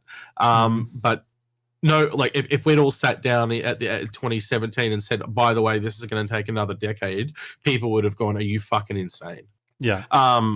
But a single player game that's taken this long, I think it shows that there's been a lot of new tech to come in, but it also means that I'm just going to use the words development hell. Mm-hmm. I think they have actually had some real development challenges, whether it's staff, skill shortages, all those type of things, and you work it all through.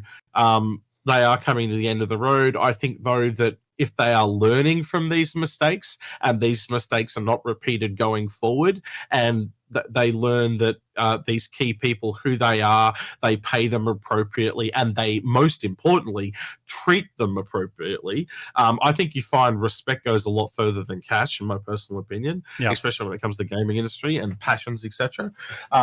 So, you know, I think in time we'll probably learn that with some MIF people. Mm-hmm. You know, we've heard of MIF people before. We'll have to wait and see what happens. But I'm sure that there's you've worked in a where you work, right? There are people that just get pissed off because they don't like how things work. Yeah. Everyone wants to do it in a different way. So you know, when you're talking about a company of over 1,000 people, there's got to be some people that just rubbed other people the wrong way.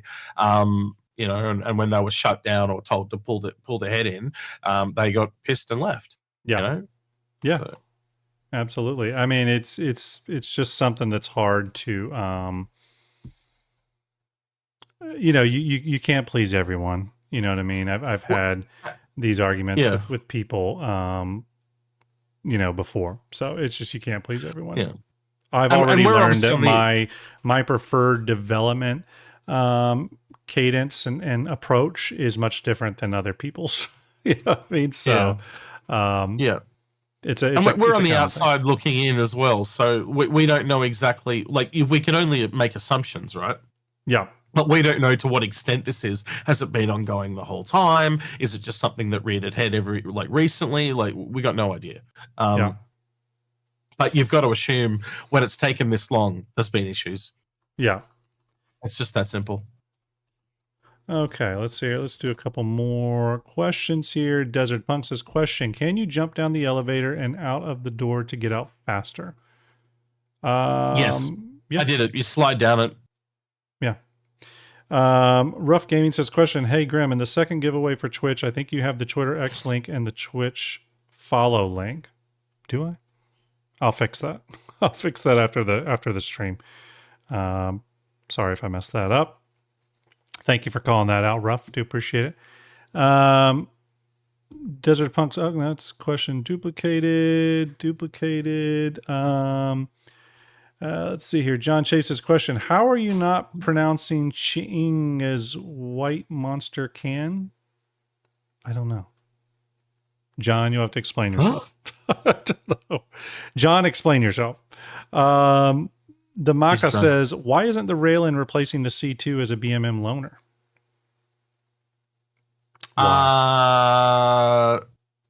Well, it only just came out today, but give it a day or two, maybe they will swap it around. But that does make a lot of sense to me, and I agree with you. Yes. Yeah. Okay, let's see here. Right, just a minute, everyone. Next question is, why isn't the Railen replacing the C2? Oh, no, I just read that one. Sorry. Stu Sayers' question, if you had to choose one ship, would you rather have a Hull B or a Railen for cargo? Personally, I'd rather have the Railen. I think the Hull B is the easier, more accessible ship, and probably the quicker ship from a loading, offloading kind of standpoint, but the Railen just has such cool vibes. It appeals to me in that regard. So, but I don't know. Execute, what do you think? You can clearly see the balance difference, 2 crew versus 4. What do you get for those extra 2 crew members? You get extra security and defense. So you actually have more missions you can go into. You can start to lean a little bit into combat. You can start to lean into the smuggling aspects and not just doing pure safe cargo runs. It allows you to go into that piracy aspect. So the more versatile ship is what you're essentially alluding to there, Grim, and I 100% agree with you. Yeah. I would take the Railen over the Hull B just because of the versatility. Yeah.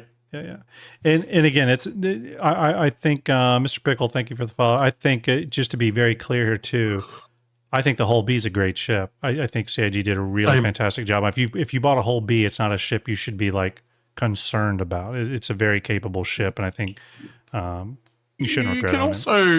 You can also just earn down to it from the Railen. Yeah. There's no reason you can't have both just by earning it in game. Yeah. Ainerol Den, hopefully I said that right, question, would love to get the Hyotin paint for the Railen and the Thundercloud paint for the Perseus. Which is the best place to acquire these? You can find them out and about. Sometimes people will get rid of them and sell them. Hey, Griff is in chat. But, how you do it. It's on the grey market. You've got to go do it illegally. That's how you've got to do it. You've got to be underhanded and be a dirty little... No, that's literally how you're going to do it. Hold on 1 second. Be right back. All right. Yeah, but yeah, talk to people in the community. You'll find people that also have them in their buyback, and they'll be happy to help you out. So yeah, I love you too, baby. I love you too. I will say this: I was a little disappointed with the Hyotin paint. A little disappointed. I am too, mainly because it's the default and it are the only ones that have those giant bright blue lights on the front. It's like they looked at it, went, this is kind of stupid, and then every other skin they removed it. Yeah, I just it just wasn't special enough for such an exotic ship. I want a button inside that turns those blue lights off. Yeah. Because it's a giant neon sign. And if you could turn them off, I would just permanently have them off because I love the wave look. Also, to the interesting part of it actually is if you go onto the store, there is a green skin only available for the Railen, and it actually is like the default skin and that Hakatan skin. Yeah. But there's no blue on the front. It's just green, and it's got green waves, and it looks really cool because it doesn't have the blue lights. Yeah. So, real quick, everyone, bear with me here. We're getting close to our Railen giveaway, by the way. And remember, the Tyilui giveaway, courtesy of CIG, that will be on Sunday. That'll be on Sunday's show. Okay. A couple more questions here, though. My knee's starting to hurt because of my knee issues, so I'm going to run through these here. Get that question. Sorek Gaming says, Grim, what are your thoughts on the Railen or Tyilui being used as a general purpose ship as a solo player? Yeah, I mean, I think it's totally possible. I mean, I think, first off, I've always said that cargo ships, I think, have a unique amount of flexibility for sort of general purpose usage. Go ahead. I was just going to say, with the crew complement on this thing and the added guns, it actually leans more to generalists than most cargo ships do. That's the entire reason I'd say it's going to be a lot more popular than the Hercules. I would probably say general purpose usage is, I would probably lean more towards a Tyilui, because at least in there I could put a crafting machine on the cargo grid, internal cargo grid, and just other things like that if you wanted to really get kind of weird with your ship. So yeah, just something to consider. Next here, but again, as I've said before many times, I get excited seeing how how players will utilize ships outside the roles CIG sometimes outlines for them. So Rex says, do you think CIG will create industrial snub ships? I do. I question how effective they're going to be, but I do. Yeah. They leaned into the video and said that the Tyilui is more for the combat variants. They literally say that in the video. Yeah. By the way, everyone, the Railen giveaway has ended. Just to call that out, the Railen giveaway has ended. The clock ran out on it. I'm going to do the draw of it here in a minute, but it has ended. If you want to get in on a giveaway, though, the link pinned in chat is for the Tyilui giveaway. That'll be on Sunday. Sorry, go ahead, X. I was just going to say, we do have industrial snubs like the MPUV. That's true. They already do exist. They're just not really predominant. There isn't really a use for them at the moment. Yeah. Altzilla says, question, channel member or Patreon bonus stream, Guns with Grim win? Hey, you never know. I am redoing our Patreon. I am working on it right now. Do you go down to the range at all? Like, I know that's an American thing. You go down to the range and you need to do an in life Guns with Grim live stream for your Patreon. Yeah, this is why people talk about how expensive Star Citizen is, and I've openly said Star Citizen is not my most expensive hobby. I'm into guns, I'm into guitars, and I'm into Star Citizen. And guns and guitars are just as expensive, sometimes more so. Where's your guitar gun? Does it fire guitars, or is it a gun that fires bullets? It's like that scene from It's like that scene from Mad Max Fury Road where the guy's playing the guitar. Flamethrower. Keep It Secret says, this is so nice. What's in? I don't think it's a question. Stand by. Chris Kolnick says, question, do you think there will be just as many alien ships as there are human ships currently? They lean into that. He kind of addresses that in the Railen video. He says that they're going to have the whole sleuth and set of their own ships. And if you kind of look at how things are designed, they can, essentially the reason they have aliens is they can go do their own expansion pack. And we already know about the aliens behind other aliens. So they're already setting up for expansion packs beyond expansion packs if the game does really, really well. Yeah. I mean, I do think the human ships will edge out alien ships in the future in terms of like the number of them. And I think part of that might just be to keep the alien ships somewhat exotic. But I think there's more races too. There's yeah, true. But I would also say it. I think it's also a little bit dictated by what players buy. If players buy a shit ton of alien ships, they're going to make a shit ton of alien ships. So the popularity and longevity of the game would be a factor as well, obviously. Yeah. And then, like you said, alien expansion packs and stuff like that in the future Yeah. could affect that. All right, we're down to the last two questions. They just to clarify real quick, they did add that if they do expansion packs, you will be able to play as these races. By the way, Right, that's true. So you'll be able to be a Banu or be a Cyan. Yeah. John Shaves clarifies his question from earlier and says, why am I the only person that thinks the Railen Ching paint looks like a white Monster energy drink? It does have a little bit of that. It has the white with the little filaments and stuff. So yeah, it does resemble that a little bit. Last question from the Darth Tux question. Are we getting the ability to put things like hover bikes in cargo boxes? We're supposed to. But I don't know if that's still in the cards. But the last I heard we were. X, have you heard anything new about that? Being able to put things inside, like being able to put like hover bikes inside cargo boxes? It was always a thing. The first time the Dragonfly was actually ever showed off, it actually popped out of a cargo box. Right. They even said that you'd be able to pack ships up into boxes. Mm-hmm. So you'd be able to pack Aurora into a box and put and transport it on a hull B or hull A, but it would take time to pack it up into the box. Right. So, you know, I don't know if that's still going to be a thing. Do you have to break it back down to its components, its raw materials? Like, I've got no idea where that's gone. That is something like you've got to think about gamification. Yeah. And gamification changes that quite a lot. It does. Yeah. I don't know if you remember, but back in the day, they had concepts of you being able to put guns in boxes, and you'd actually have them all stored in a box like you could in a gun crate.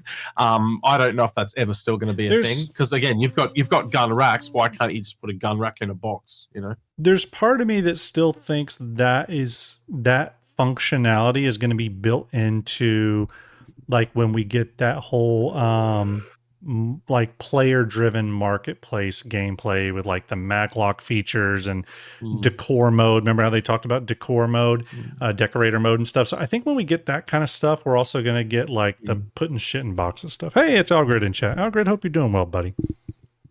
Yeah. He's sick as a dog right now. He was at the doctor's when I was talking to him earlier. As a dog. Everyone give an 07 to Algrid in chat.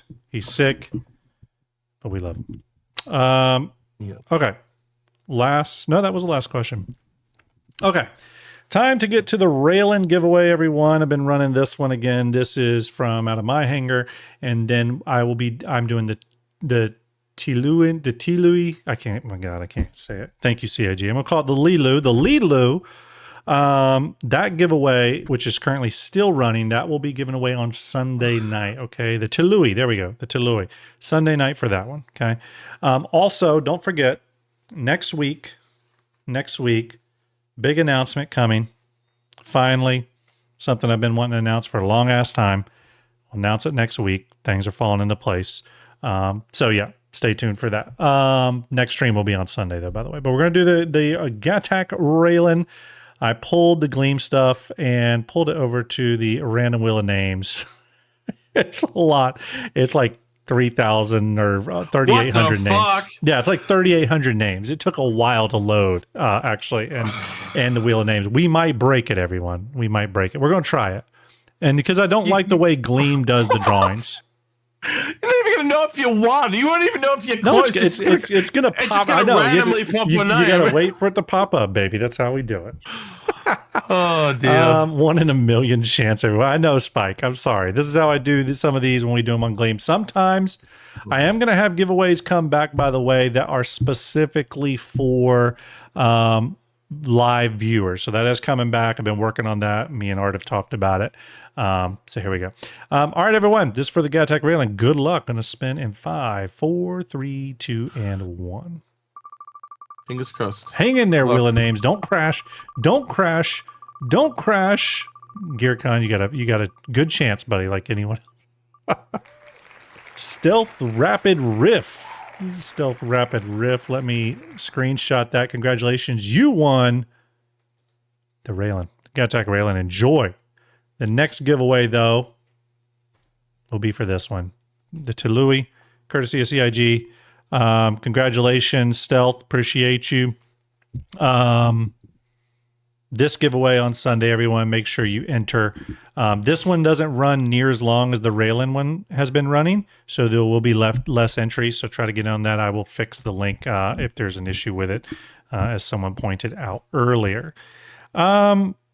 X, final thoughts on the Gattac Railen and the Tyilui. Like, final thoughts. What are your thoughts on like just Gattac and as a manufacturer and in general, and kind of the future for that company? Well, they've widened their lore a little bit today, haven't they, with the Tyilui? Look, I think, as I said, I think my takeaway is the Railen. I've come to my peace with how they've changed it, and I think it is better. It is going to be better than the C2. I haven't tested it yet, but obviously going to have to do that. So the Railen, don't really have a problem with.